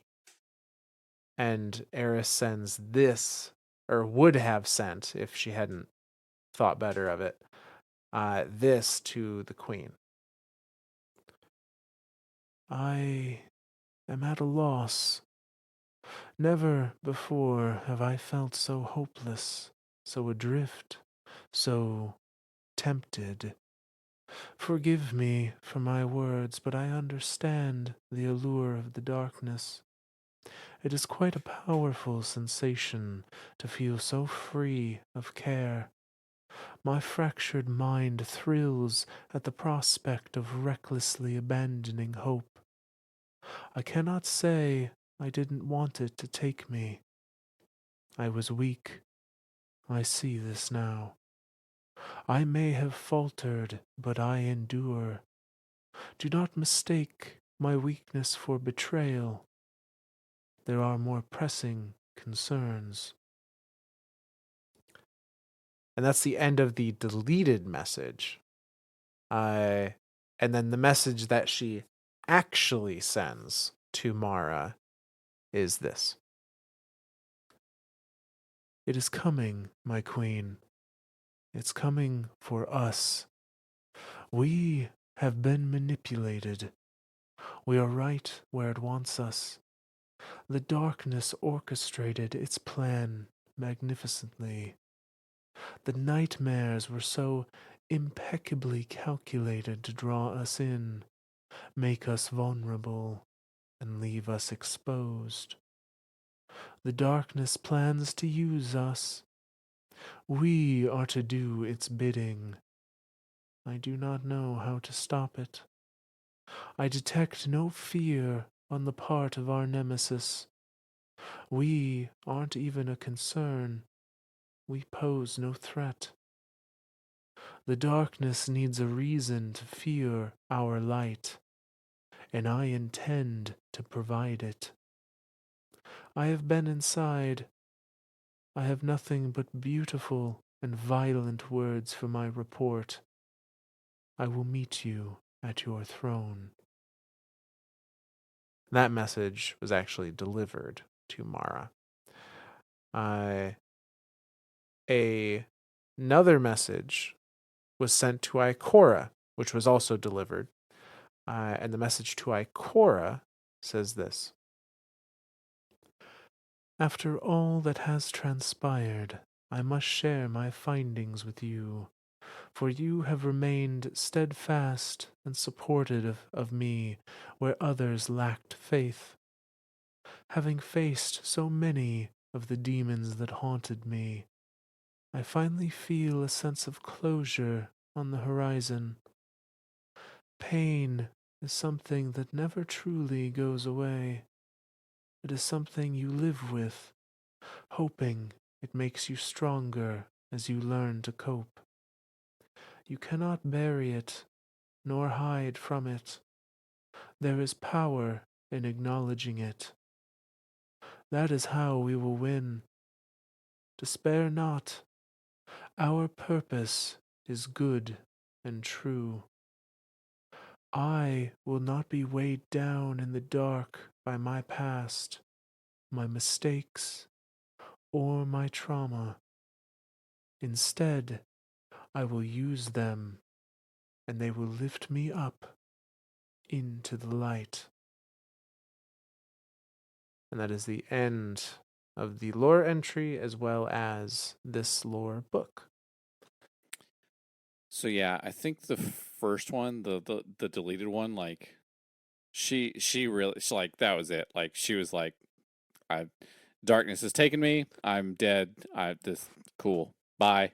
Like Yeah. please please don't look at it as a betrayal. Just deal with everything else in the universe. There are more pressing concerns. Like I'll live on. It's whatever. I don't care. But then I think the second one, the one that she delivers to the queen, I think she has that same vision that is shown to us. You know that it's coming for us. Like we've been manipulated. This thing put us.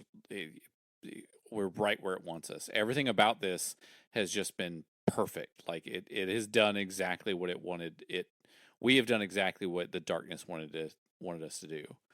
Um, and you know, she says the darkness plans to use us. We're to do its bidding. I don't know how to stop it. um the darkness has no fear. Like we're not, we aren't even a concern. We pose no threat. The darkness is so assured that it's going to kill all of us. And so she retorts back with, the darkness needs a reason to fear our light, and I intend to provide it. So she's gonna go fuck some shit up on her own. I'm like, Yeah. let's go, Eris. Like let's go. Then of course she does confirm there, you know, I've been inside. I have nothing but beautiful and violent words for my report. I'll meet you at your throne. And of course, she presumably delivers all the info that she's seen in there. She talks to Mara about, you know, it is not, we are not your enemy, we are not your friend, we are your salvation. Presumably, she Mm-hmm. shows all that to her. Shows her the device that's been calling from the Black Garden. Like, hey, here's this thing calling out. Maybe we're going to try to follow it. Like whatever. So yeah, like it's very much like the first one. Very much seems like she's giving up, and then it's almost like she thinks for a second. She's like, okay, well, this thing's coming for us, and it doesn't even care. Like it thinks that it's won. Like it thinks that it's gonna defeat us. Like we're a non-issue, we're a non-threat.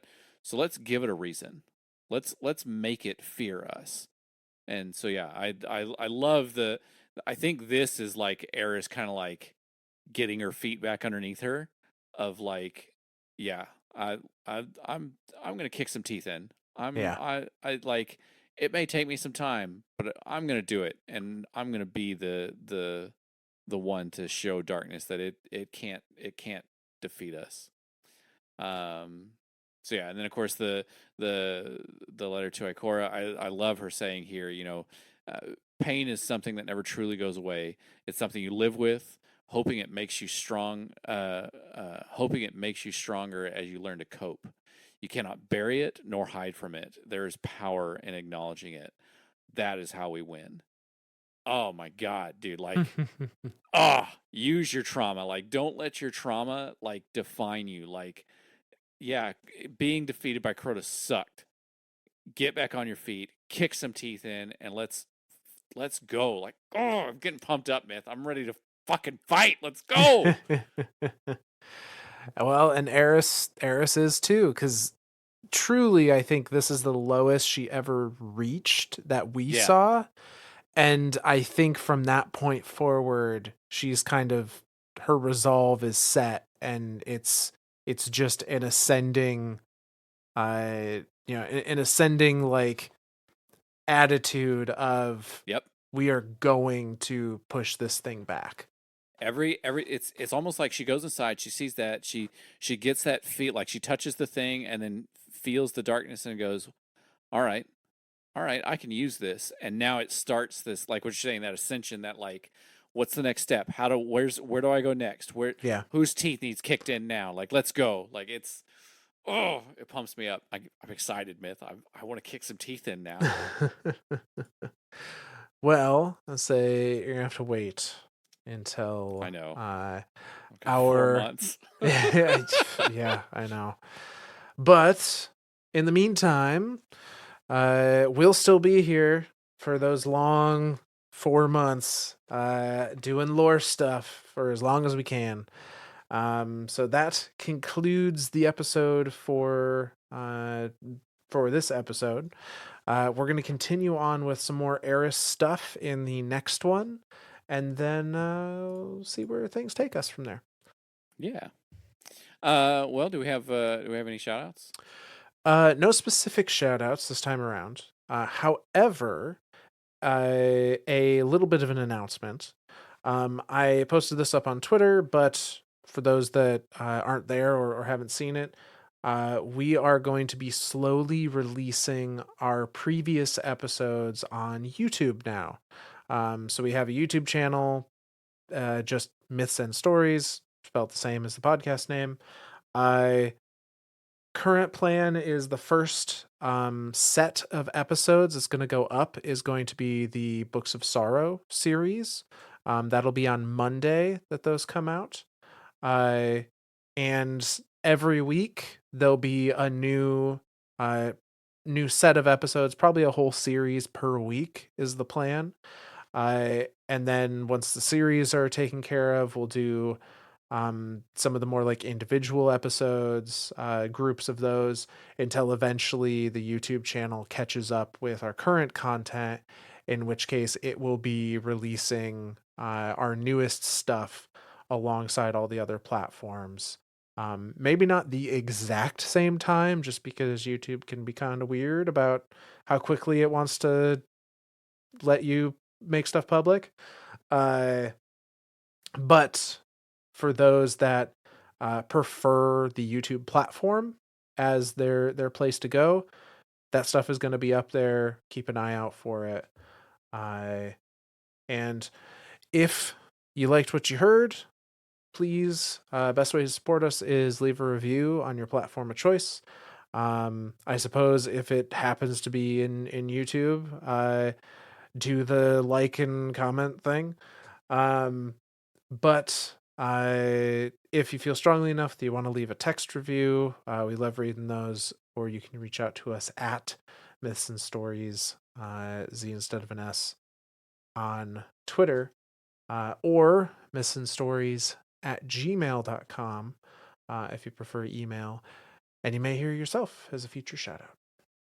Yeah. I'm trying to think of who to thank. You know what? Screw it. I'm going to thank Tanix. Yeah.